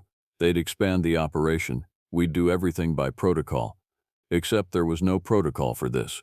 No training that covered the possibility that something in the wilderness had developed enough intelligence to understand the difference between equipment and a person, to know which one was the source of the threat. The search and rescue team arrived by helicopter the next morning. 20 people, dogs, sophisticated equipment. They searched the park for 3 days. They found nothing, no body, no additional tracks, no evidence except the absence of a person who'd been there and was no longer. By the evening of the 3rd day, they were packing up. The official conclusion was undetermined disappearance, possible accident near the ravine. Without evidence of foul play, without a body, they couldn't file it as anything else. Alicia Simmons disappeared during a solo monitoring assignment. These things happened in remote areas, but something else happened too. On the second night of the expanded search, while dozens of humans were moving through the forests, making noise, establishing camp, asserting dominance through sheer numbers and light and authority, the vocalizations changed. They became more frequent, more aggressive. The sounds moved through the darkness in patterns that seemed almost communicative, as if something was announcing its presence across the entire park, as if something was drawing a line and telling all of us that we'd stepped over it. And then, quietly, once the search and rescue team left, the sounds stopped. That silence was worse than any noise. They recalled me to headquarters a week after Alicia disappeared. Officially, it was for a debriefing on the search operation and filing of incident reports. Unofficially, I knew it was because something in my responses had triggered concern. I left Denise, Harold, Tiffany, and Jordan to manage the station. Before I left, I pulled each of them aside individually. To Denise, I said, "Whatever happens, don't go looking for her. Don't go into the ravines. Don't go to any of the places where you feel watched. The moment you acknowledge the watching, you become negotiable." To Harold, I said, "Get out. Take medical leave. Tell them your heart is acting up. Tell them anything, but get out." To Tiffany and Jordan, I said, "Stay in groups, never alone. And if you see something that doesn't fit, that isn't something you can explain, don't investigate. Report it and retreat." Tiffany asked, "Are you saying there's something hunting us?" "I'm saying there's something that has decided we're no longer welcome. Whether that's the same thing, I'm not sure anymore." The drive out of the park took 8 hours. I took the long route, passing through areas I'd never explored, moving away from the main roads. The autumn was turning toward winter. The light was failing earlier each day. By the time I reached headquarters, it was fully dark, and I couldn't shake the feeling that something was following me out of the park. Not physically, but carrying something of what lived there, carrying some piece of understanding that didn't belong in the world outside those boundaries. The interviews were conducted by 2 administrators I'd never met. Standard questions. Did Alicia mention anything unusual? Had she seemed unstable? Were there interpersonal conflicts on the team? Did anyone have reason to believe she might have deliberately disappeared? I answered the questions carefully, revealing nothing, admitting nothing. The truth was too large and too strange to fit into their framework of understanding. "The park has a reputation," one of them finally said. "Unusual incidents. Rangers request transfers more frequently than at other locations. Is there something about Katmai's management structure that we should know about?" "Katmai is a wild place," I said. "Genuinely wild, in ways most people have never experienced. Some people can handle that. Some people can't. Alicia Simmons was the kind of person who had to understand everything. Sometimes, in wild places, understanding is what kills you." They didn't follow up on that. I was reassigned to a desk position at headquarters for the winter. Paperwork, routine administration, tasks that kept me away from the park. I accepted the reassignment without protest, but I thought about them constantly. About Denise and Harold and Tiffany and Jordan, still there as the season turned. As the snow began to fall, as the bears entered hibernation and the park became even quieter, even more isolated, I called the station every few days, disguising it as routine administrative checks. Each time, whoever answered sounded more distant, more changed. "Everything's fine," Denise told me in late November. "Quiet, very quiet now." "The sounds?" I asked. "Gone. Once the tourists left, once it became clear it was only us and the land, they stopped. Now there's just the normal sounds, wind, ice, the creep of winter." "You can leave," I told her. "You don't have to stay." "There's nowhere else to go," she said. For some of us, there was never anywhere else to go. In December, Harold requested retirement. He was approved immediately.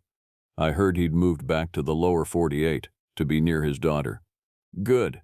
That was the best outcome I could have hoped for. Tiffany and Jordan stayed through the winter. Their rotations were scheduled to end in March. They were waiting it out. In January, Tiffany called me directly. Not the station phone, my personal line. "Something's different," she said. Her voice was steady but carrying an undertone of something that sounded like horror held very carefully in check. "It's not hunting anymore, it's waiting. And we're learning things." "What kind of things?" I asked, though I wasn't sure I wanted to know. "Things about how to move through the forest without disturbing it. Things about how the land speaks if you stop thinking of it as separate from yourself. Things about what happens when you stop believing you're the center of the world." "Tiffany, you need to get out." "I don't think I can," she said. "I think, once you've started understanding, leaving becomes impossible. The outside world doesn't make sense anymore. It's all false, all noise." The line went dead. I tried calling back. The station wasn't answering. I drove back to Katmai on the 15th of February, violating every protocol. I told no one where I was going.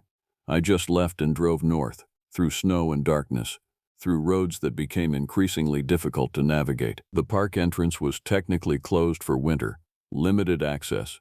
I knew the secondary roads, the paths that didn't require official clearance. I arrived at the main station at 3 in the morning, and the first thing I noticed was the silence, not the absence of sound. Silence with a presence. Silence that had weight and intention. Denise was in the station, sitting in the darkness.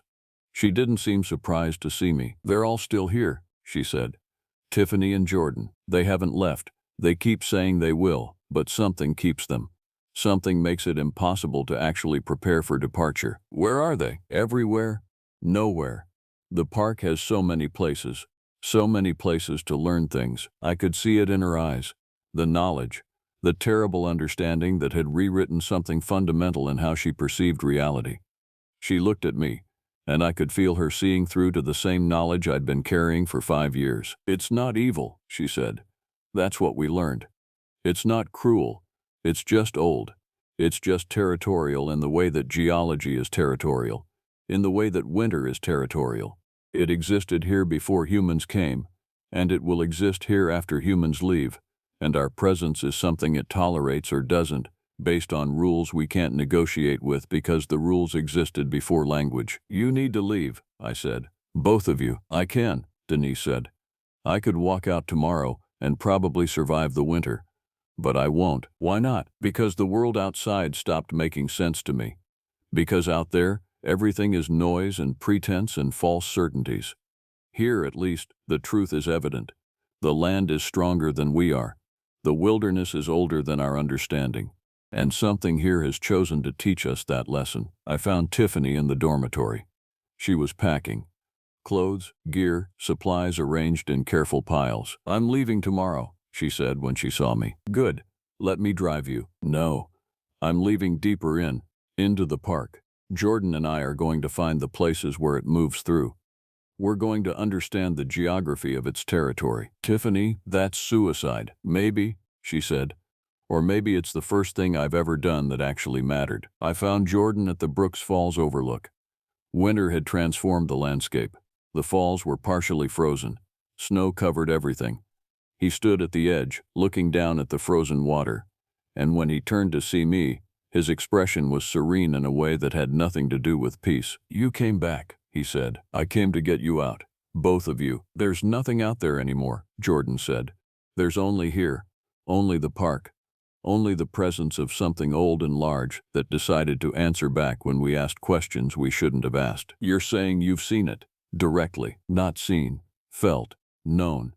There's a difference. To see something is to make it external to yourself, to distance it. But to know something is to have it become part of how you understand reality." I left them there. I couldn't convince them. I could only witness what they'd become. Driving back down the mountain, I understood that the park had its answer. It had taken Alicia because she'd tried to record its secrets. It had changed Tiffany, Jordan, and Denise because they'd chosen to stay and listen. It had kept them alive because survival wasn't the point. Understanding was. Transformation was. By the time I reached headquarters, snow was falling so heavily that the roads behind me were already becoming impassable. Tiffany and Jordan and Denise were sealed in there. The park had what it wanted. It's been 3 months since I drove out of Katmai National Park for what I believe will be the last time. Official reports state that Tiffany Hughes, Jordan Flores, and Denise Washington requested extended leave for personal reasons in March and have not returned to duty. Search and recovery operations are ongoing but hindered by seasonal conditions. Alicia Simmons remains a missing person. My reassignment to headquarters is permanent. At night, I can still feel what I learned in that park.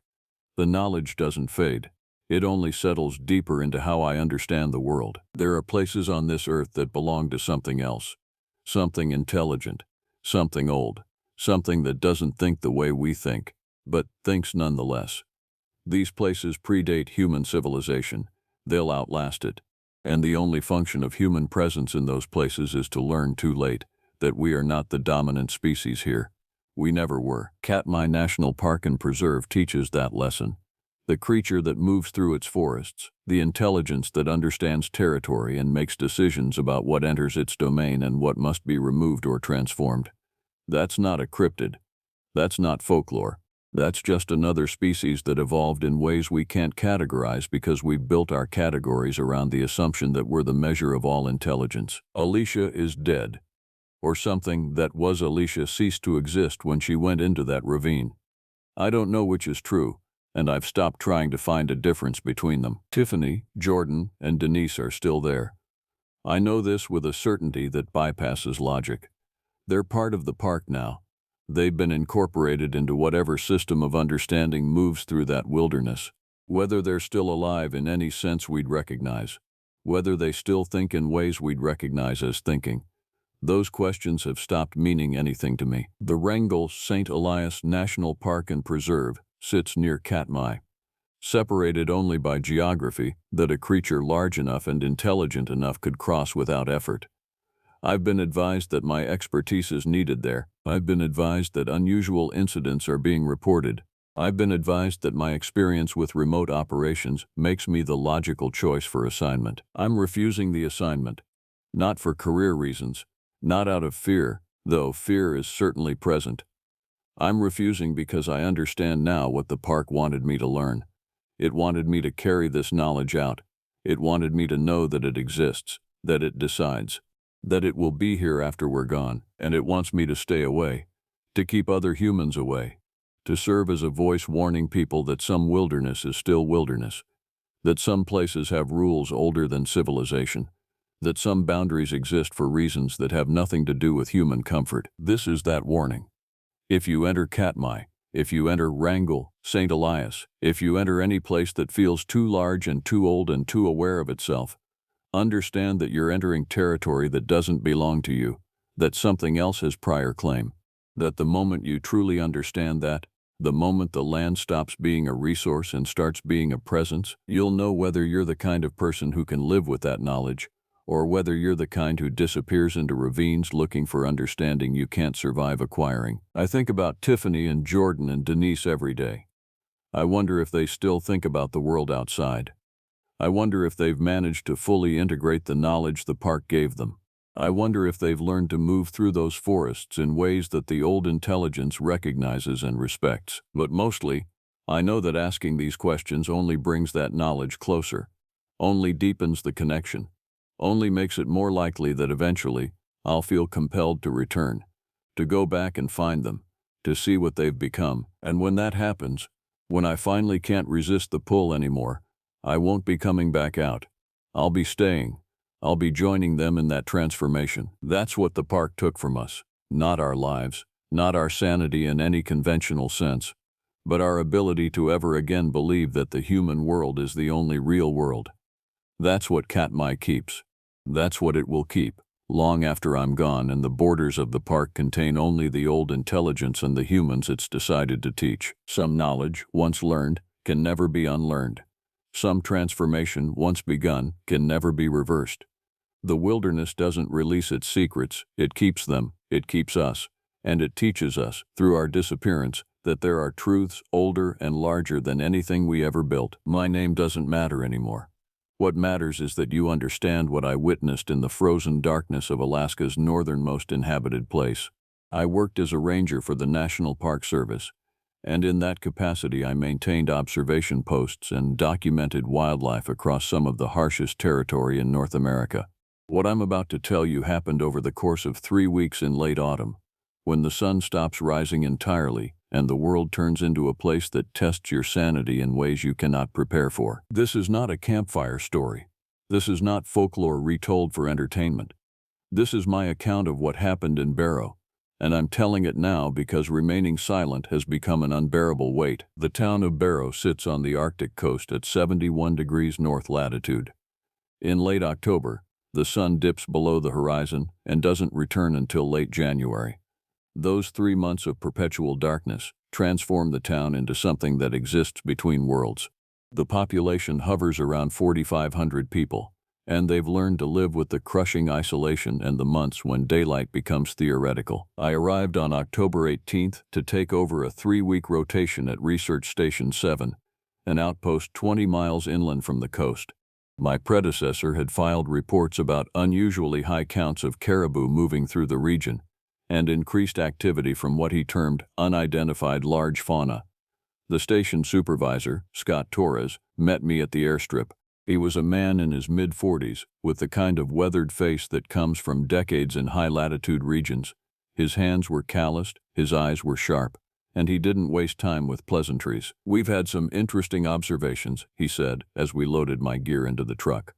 "Nothing harmful, but the activity is unusual." "What kind of activity?" I asked. "Movement patterns that don't match known wildlife. Shapes in the thermal imaging we can't quite identify. Large shapes." The drive to Station 7 took 45 minutes along a road that seemed to dissolve into the landscape the farther we traveled.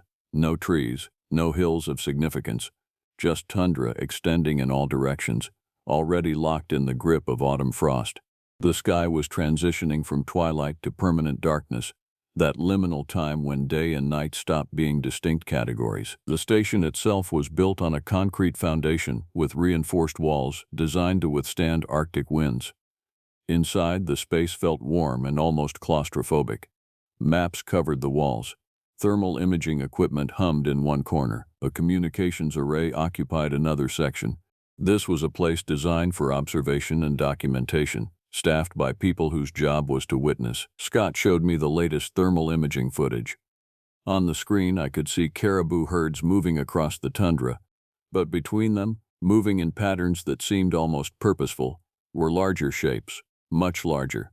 The footage was grainy, but the size differential was unmistakable. "We thought bear initially," Scott said. "But look at the movement. That's not bear. That's not moose. That's something that walks on 2 legs most of the time." "Most of the time?" "In several sequences, we've captured movement that looks bipedal. Then it shifts. Hard to say what we're really seeing." Over the next 3 days, I settled into the routine of the station. My job was to maintain the equipment, process thermal imaging data, and conduct physical surveys of the landscape when weather permitted. The darkness was absolute. At 2 in the afternoon, it felt like midnight. At 10 in the morning, the sky held only the faintest glow on the horizon. By late October, that glow disappeared entirely. On my 3rd night at the station, I was reviewing thermal footage from the day before when I saw something that made my hands go cold. A shape stood at the edge of the imaging range. It was massive, at least 7 feet tall. It stood motionless for nearly 3 minutes, then disappeared into the darkness beyond the sensor's reach. The timestamp showed this occurred at 2 in the afternoon, during what remained of twilight. "Did you see this?" I asked Scott the next morning. He nodded slowly. "That's the 3rd time we've captured something like that. Once on the 16th, once on the 17th, and now this one. It's like something is testing the perimeter of the station." "Testing?" "Coming close enough to be detected, then leaving. Not random movement. Intentional approach and retreat." That afternoon, I placed calls to the regional office. My supervisor, Pamela Peterson, was a woman in her mid-60s who had worked in wildlife management for decades. She listened to my description and seemed unsurprised. "We've received similar reports from stations across the North Slope," she said. "Thermal anomalies, unusual animal movement, large bipedal shapes. The prevailing theory is that we might be dealing with an undocumented population of something. Large bear variant, possibly. Or something else entirely." "Something else?" "There are regions of Alaska that have remained largely inaccessible to modern observation. Remote enough that large populations of unknown fauna could theoretically remain undocumented. I'm not saying that's what we're dealing with, but I'm not ruling it out either. That evening, a woman named Deborah Ward arrived at the station. She was the senior biologist for the research initiative and had come to review the data we'd collected. She was in her early 50s, with intelligence in her eyes and a methodical way of speaking. She'd brought with her a stack of research papers and a portable laboratory setup. "I need to see everything," she said. "Every thermal image, every surveillance video, every anomalous reading from the past 2 months." We spent the evening in the equipment room. Deborah reviewed the footage with intense concentration, making notes, occasionally asking Scott questions about the circumstances of specific readings. By midnight, she'd seen the large shape I'd noticed. She rewound the footage and played it again. "That's not a bear," she said finally.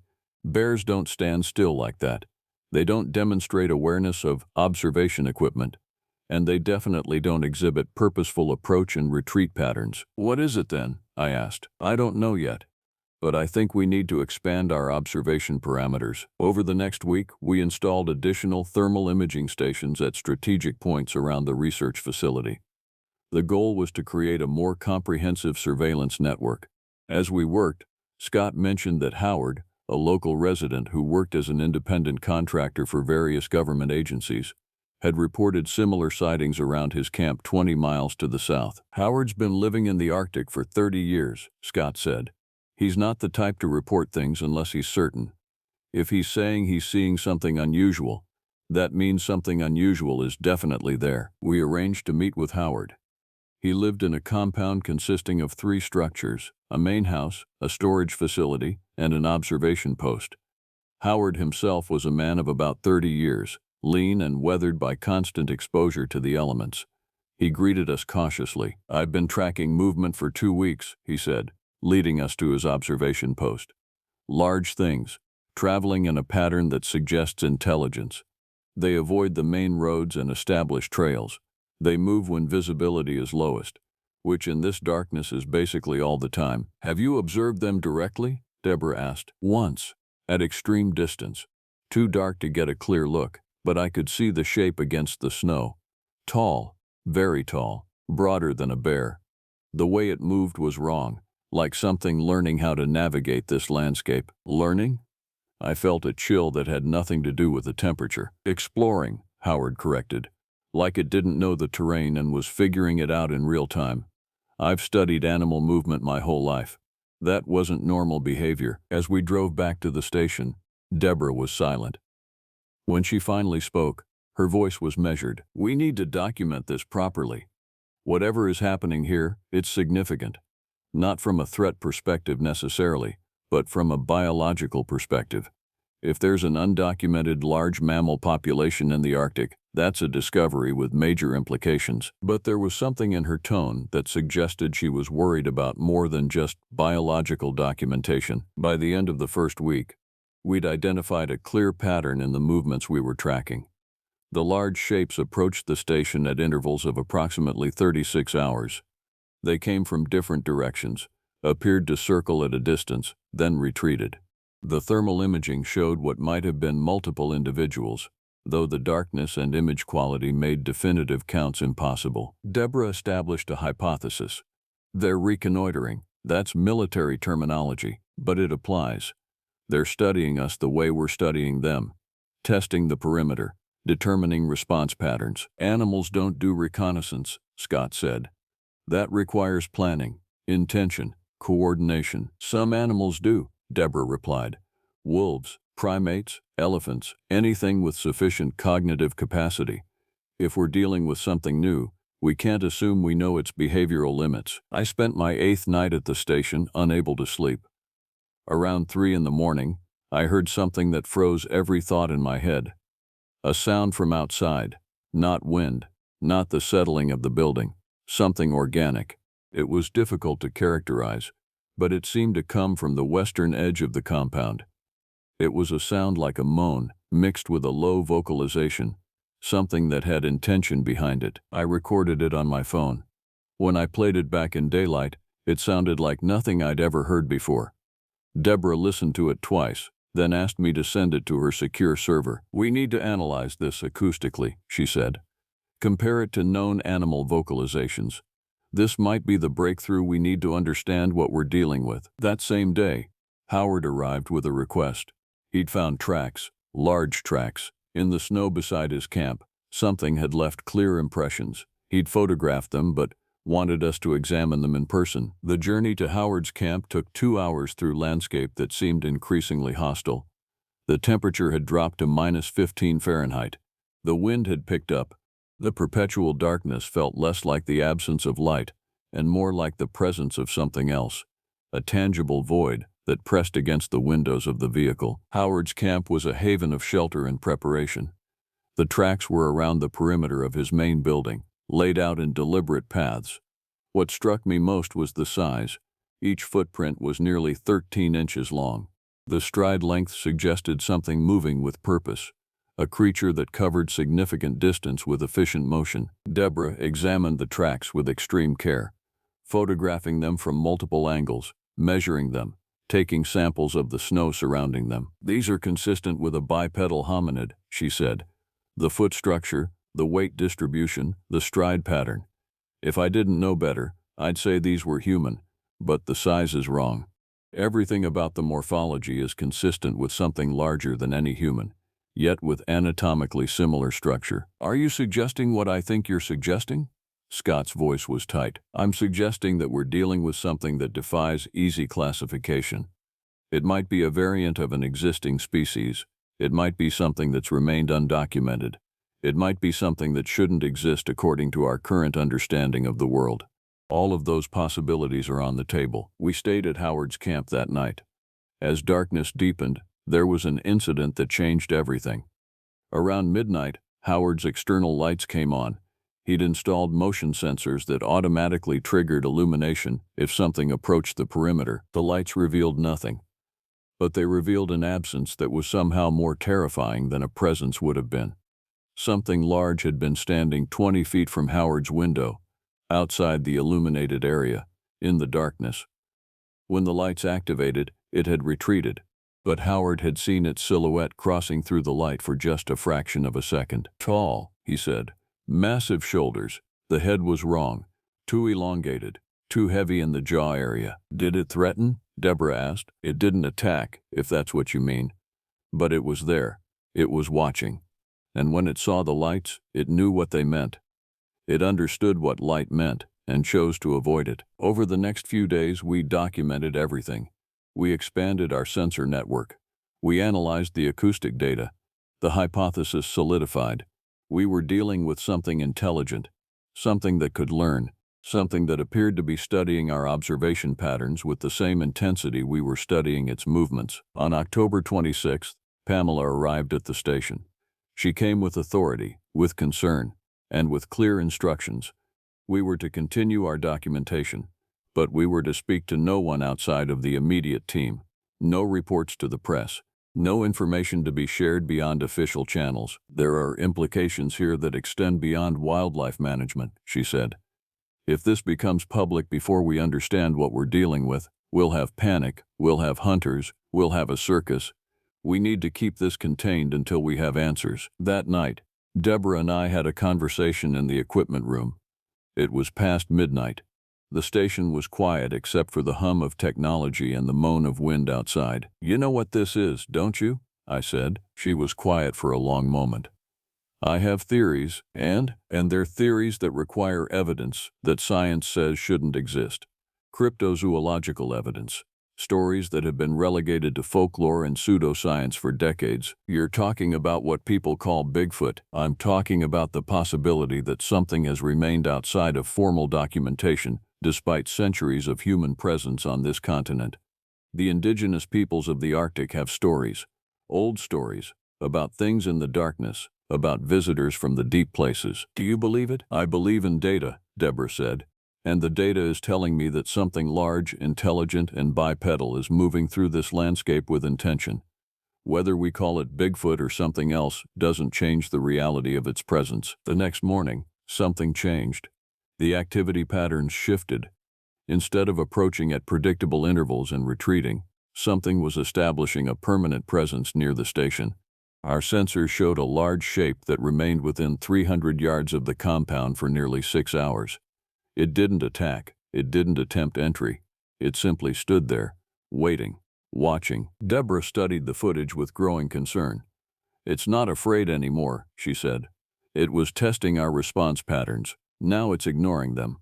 That's either a significant shift in behavioral assessment, or it's indicating that our presence no longer matters to it." "What does that mean?" Scott asked. "It means we need to prepare for escalation." By the end of the second week, the environment around Research Station 7 had transformed into something that felt less like a scientific outpost and more like a siege.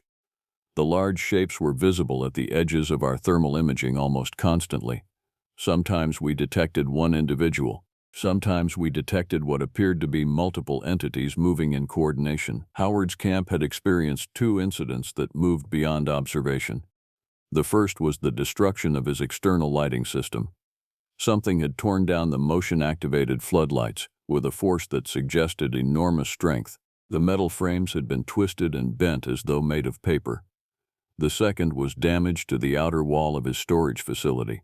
3 parallel gouges, each one approximately 6 inches apart, ran down the exterior in a pattern that seemed to suggest claws, but claws on an animal that would have to be impossibly large. "It knows we see it," Howard said when he came to the station to report the damage.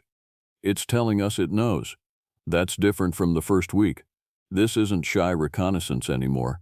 This is something else." Deborah was making notes, cross-referencing data, running analyses on every piece of information we'd collected. She'd become almost manic in her focus, working 16-hour days, sleeping only sporadically. "The behavior pattern suggests high cognitive function," she explained to me during one of her rare breaks. "It's establishing communication. It's demonstrating awareness of our awareness. It's showing us that it understands its own presence in this landscape and in relation to us." "That's frightening," I said. "Yes, but it's also the data I needed.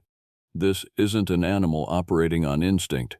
This is something capable of intentional communication through action." On November 2nd, Scott discovered that our supply shipment had been interfered with. The delivery had been left at the perimeter of the station, as was protocol. When Scott went to retrieve it, he found that multiple containers had been opened. Food supplies were scattered. Equipment had been examined. Nothing was missing, but something had clearly passed through and investigated our provisions. "It's learning about us," Pamela said when we reported this to her over the secure communication line. "Learning our patterns, learning our vulnerabilities." "Is this a threat?" I asked. "I don't know, yet. But I need you all to implement security protocols. Nothing leaves the station unattended. Everything is documented. Any further interaction is to be reported immediately." The protocols made sense, but they also intensified the sensation of being under observation. We reinforced the station's defenses. We positioned lights in strategic locations. We moved expensive and essential equipment to central, protected areas. We locked down the perimeter as much as possible in a landscape where perimeter was a theoretical concept. Then Howard stopped coming to the station. 3 days passed without contact from his camp. Scott and I drove out to check on him. The approach to his compound was ordinary until we got within sight of the structures. Then we saw what had happened. The main building was intact. The observation post was intact. But the storage facility had been partially dismantled. Large sections of the wall had been torn away. The interior had been thoroughly ransacked. It wasn't violent destruction so much as systematic exploration. Everything had been examined. Everything had been displaced. Howard was inside the main building, alive but changed. He was sitting in darkness, completely still, staring at nothing. "Howard?" Scott approached carefully. Howard's eyes shifted to focus on Scott. When he spoke, his voice was hollow. "It was here for 4 hours. I watched it through the window of my bedroom. I could have shot it. I had my rifle, but I didn't. I couldn't. Because when it looked at the window where I was standing, I knew that it understood what I was, and I understood that it was deciding whether to let me live." "What happened?" I asked. "It decided," Howard said. "It left. It took some food, some materials from the storage facility. It explored everything, and then it left. But before it left, it did something. It went to the main window of my living space, and it pressed its hand against the glass. I could see the print, massive, 4 fingers and an opposable thumb. It stayed there for nearly a minute. looking at me. Then it turned and walked away. Did it speak? Make any sounds? No. Silence. That's what frightened me most. The complete absence of sound from something so large. No vocalizations, no expression of threat or hunger or anything. Just presence, just absolute intelligent presence. We brought Howard back to the station. He was physically unharmed, but something in his psychology had been altered. He'd experienced direct encounter with something that challenged every assumption about what should exist in the world. He'd looked into the face of something that regarded him with intelligence, and he'd been found wanting in courage. Deborah spoke with him for hours, collecting his observations, documenting every detail of his experience.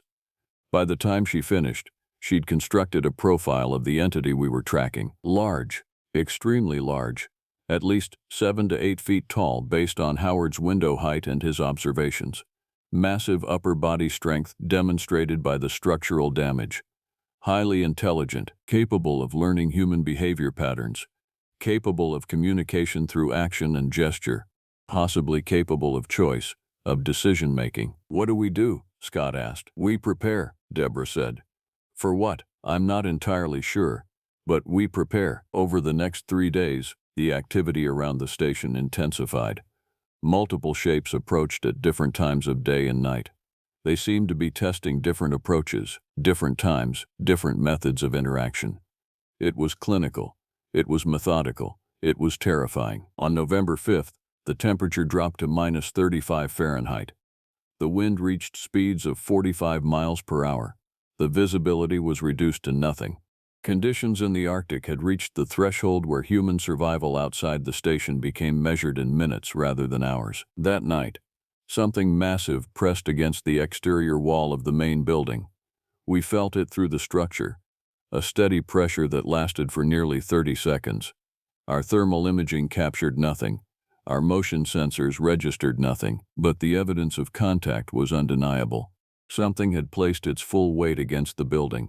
Something that could have torn through the walls if it chose to. Something that chose not to. It's communicating, Deborah said, her voice shaking. It's showing us what it could do. And it's showing us that it's choosing not to. Why? I asked. I don't know. But if I had to speculate, I'd say it's establishing dominance through restraint. It's establishing that it has the power to harm, and it's demonstrating that it chooses not to exercise that power. That's advanced psychological behavior. That's something that requires understanding of consequence and choice. Scott made a decision that night. We need to establish direct communication. We need to show that we understand the message, that we acknowledge its presence, and that we're willing to negotiate coexistence. How? I asked. We opened the door. The decision to open the door wasn't made lightly. It required approval from Pamela, who was skeptical but who had come to trust Deborah's judgment completely. It required agreement from all of us. It required acceptance of a risk that we couldn't quantify because there was nothing in the historical record that could prepare us for such an encounter. We prepared a space. The interior airlock of the station, a small room that connected the outside to the interior. We placed supplies there, food, water, materials that might interest a creature of intelligence. We set up observation equipment. Then we opened the outer door. The temperature inside the airlock dropped within seconds. The darkness pressed in. We maintained watch from the main room, monitoring every sensor, every camera, every piece of equipment we'd installed. For 3 hours, nothing happened.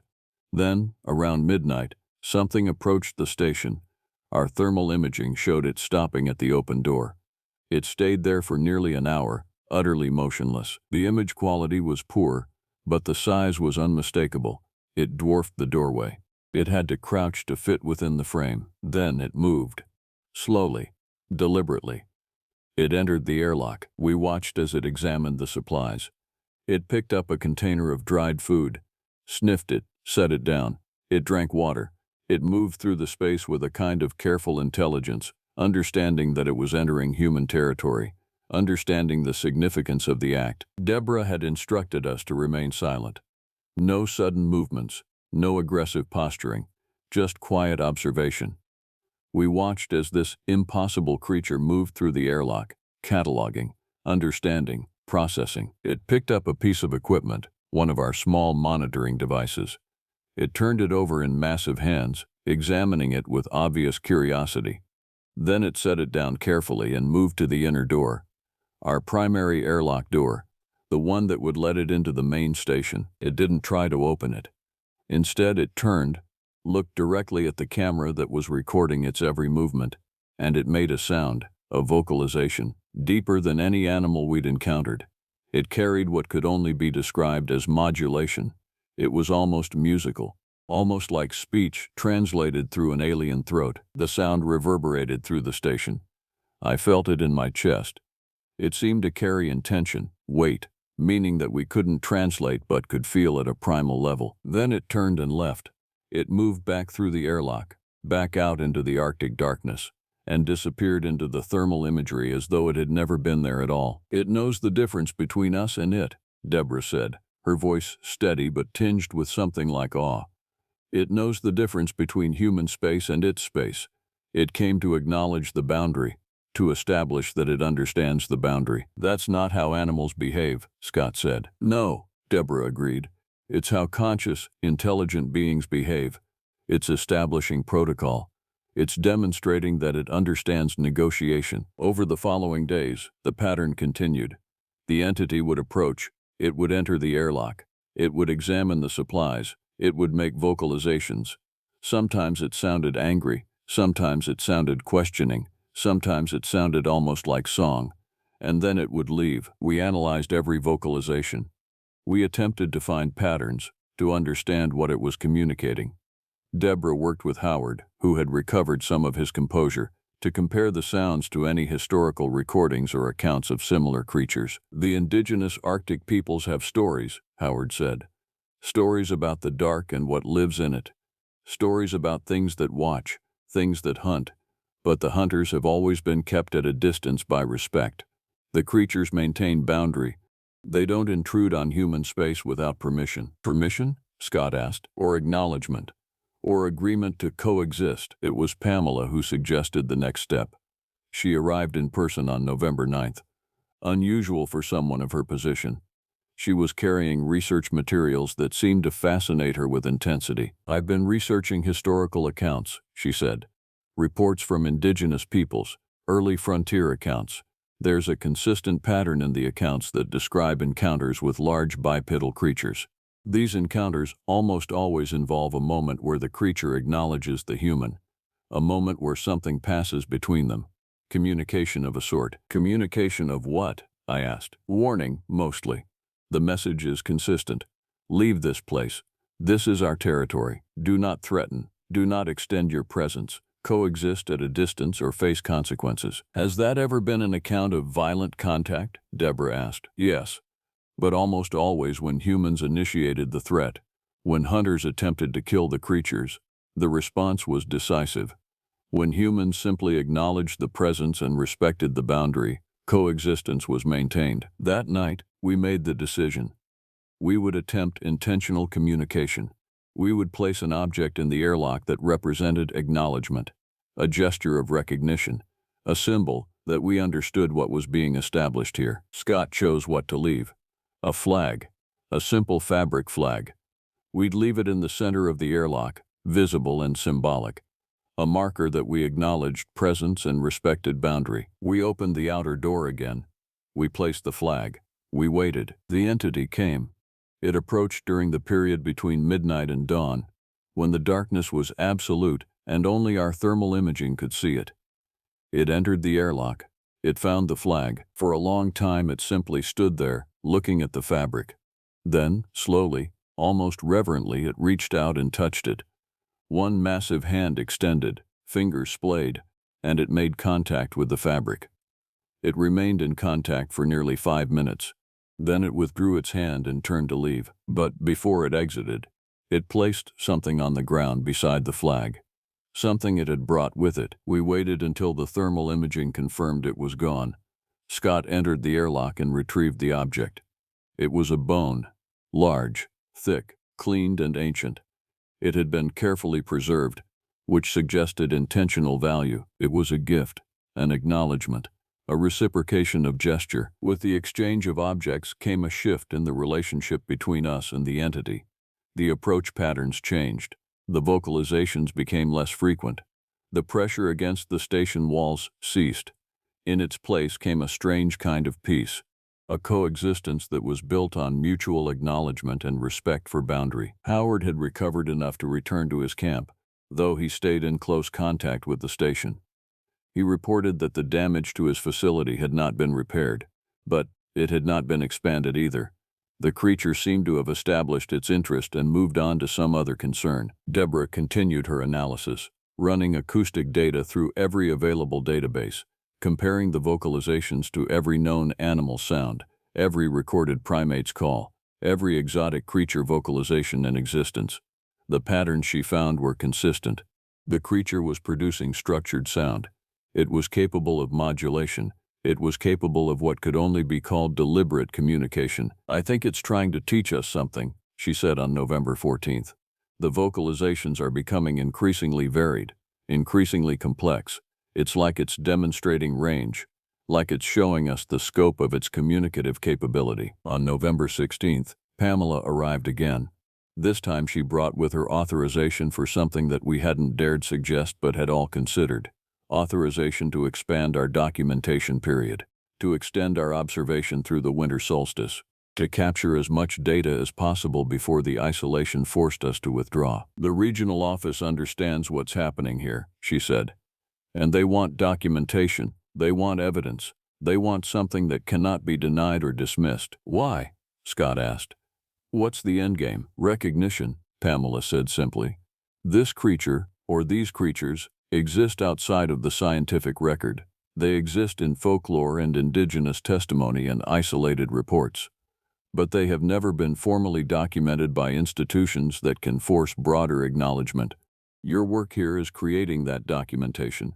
Your work is making it impossible for the scientific community to continue ignoring the possibility of the unknown." Over the following days, we increased our equipment. We added more thermal imaging stations. We brought in advanced acoustic recording equipment. We established a system of continuous surveillance that would capture everything happening in the landscape surrounding the station. And we waited for contact. It came on November 20th. The entity approached during the hours just before dawn.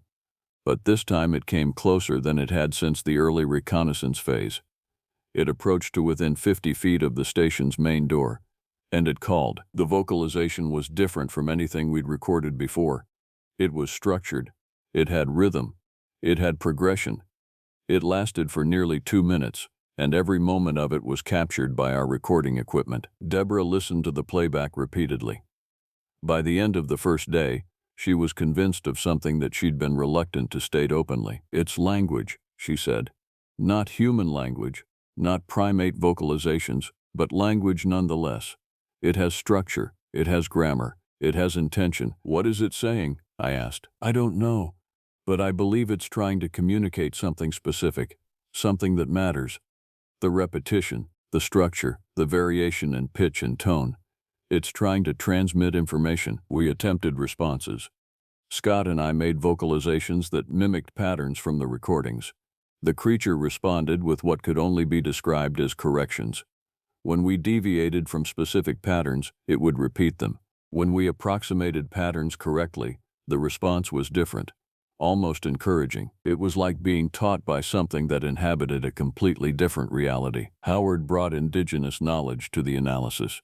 He consulted with elder residents of Barrow who had knowledge of old stories, old teachings about the things that lived in the far places. "They call it the keeper," Howard explained to us.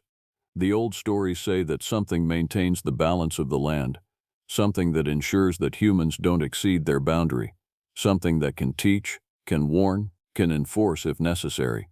The descriptions match what we're encountering. "A keeper of what?" Deborah asked. "Of equilibrium, of the boundary between human and wild, between the known and the unknown." On November 25th, the entity made its final direct contact with the station.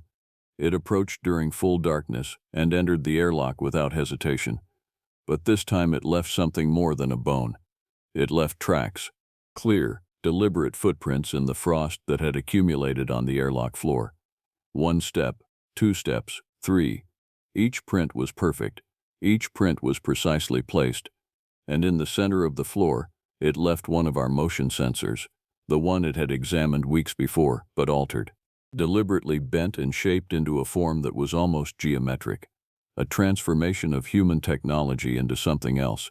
A demonstration of capability, of intention. We documented everything. We recorded the footprints. We measured them. We took samples of the moisture and the floor materials.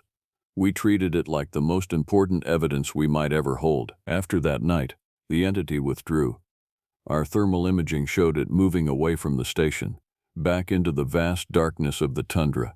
The vocalizations ceased. The pressure against the walls ceased. The reconnaissance patterns ended. November 27th brought the decision that we knew was coming. The weather was worsening. The station's supply situation required resupply before the full force of Arctic winter made flights impossible. Our observation period was reaching its natural conclusion. It was time to withdraw, to leave the station dormant until spring, to return to civilization with what we had documented. Deborah spent the final days compiling everything. Terabytes of thermal imaging, thousands of acoustic recordings, physical evidence, photographs, measurements. She was building a case for something that the scientific community would spend years trying to dismiss and deny. "They won't accept it," Scott said as we prepared for departure. "They'll say it's misidentification. They'll say we were wrong about what we saw. They'll say the data is corrupted or invalid or insufficient." "Probably," Deborah agreed. "But we have documentation, we have evidence, we have multiple witnesses, we have acoustic analysis, we have physical evidence. It's more than anyone has ever brought forward before." "Will it matter?" I asked. "In the long term? Maybe. In the short term? Probably not. But we'll have done what we could." Howard helped us shut down the station. We sealed the equipment. We powered down the non-essential systems. We locked the doors. We were leaving the compound as though we might return at any moment, which we would in spring, but which also felt like a departure from something we would never fully understand. The day before we were scheduled to fly out, something extraordinary happened. One final contact. The entity approached the station one last time. It didn't enter the airlock. It didn't attempt any action that could be interpreted as a threat.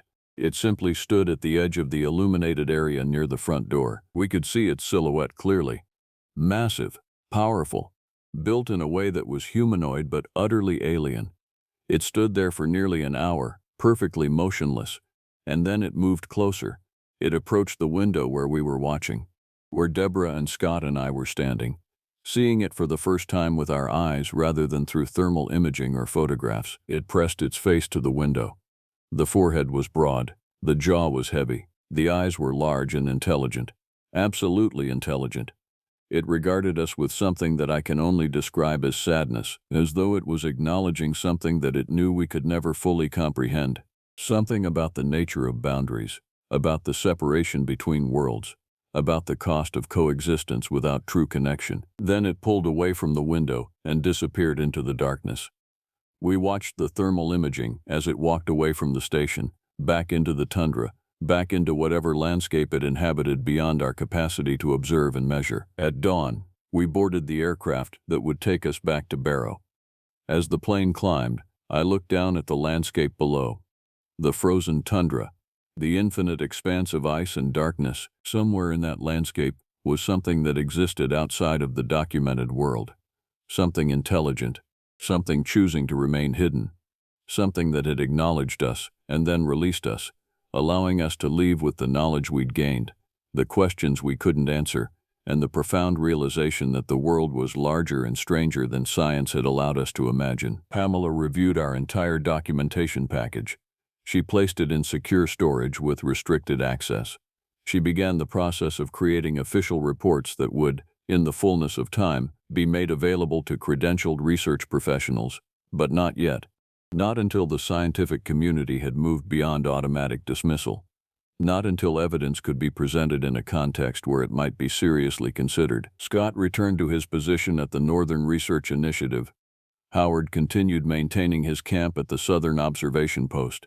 Deborah went back to the university, where she began the process of quietly introducing acoustic analysis and behavioral research into the academic conversation, slowly, methodically, building toward the day when the evidence might be acknowledged. As for me, I've continued working for the Park Service. I've maintained my silence as required. I've watched as similar reports have emerged from other locations, from the Pacific Northwest, from northern Canada, from remote regions across the continent. Isolated accounts that, taken individually, can be dismissed. Taken collectively, they paint a picture that becomes increasingly difficult to deny. But there's something else that I've come to understand through this experience. The creature, or the creatures that we encountered, were not trying to invade our world. They were not trying to make themselves known to the broader scientific community. They were trying to establish something much simpler and much more important. They were trying to establish respect. Respect for boundary. Respect for territory. Respect for the fact that the world is vast enough for more than one form of intelligence, more than one way of being. They were trying to teach us through action what no words could adequately convey. That understanding is different from knowledge. That acknowledgement is different from acceptance. That coexistence requires more than simple tolerance. It requires genuine recognition. In the weeks before the solstice, when I was still at the station, I understood something that I've never been able to fully articulate. When I looked into the eyes of that creature at the window, I recognized something. Not fear, not hostility. I recognized loneliness. I recognized an entity that existed in a world that had no place for it. A consciousness that had to hide because humanity's instinct toward the unknown is ultimately destructive. The creature allowed us to leave because it understood what we represented. It understood that we were capable of either documenting or destroying. And it believed, perhaps naively, that documentation was the safer choice. That evidence in the hands of the scientific community would lead to protection rather than exploitation. I think about that judgment regularly. I think about whether the creature was right to trust us. I think about the acoustic recordings and the thermal imaging and the photographs that might, someday, force a reckoning with what we claim to know about the world and what actually inhabits it. Most importantly, I think about the responsibility that comes with knowledge, the responsibility to protect what is wild and unknown, the responsibility to respect boundaries even when every instinct tells us to cross them, the responsibility to recognize that intelligence and consciousness take many forms, and that our form is not the only one deserving of existence. This is what I witnessed in the frozen darkness of Barrow. This is my account. This is the truth as I experienced it. Believe it or don't. The creature doesn't care whether the world acknowledges its existence. It exists regardless. What matters is that those of us who have witnessed the unknown are left with a choice. We can continue pretending that the world as we understand it is the complete world, or we can acknowledge that reality is far stranger and more complex than any of us were prepared to accept. I chose acknowledgement, and now I wait, as we all should wait, for the rest of the world to catch up.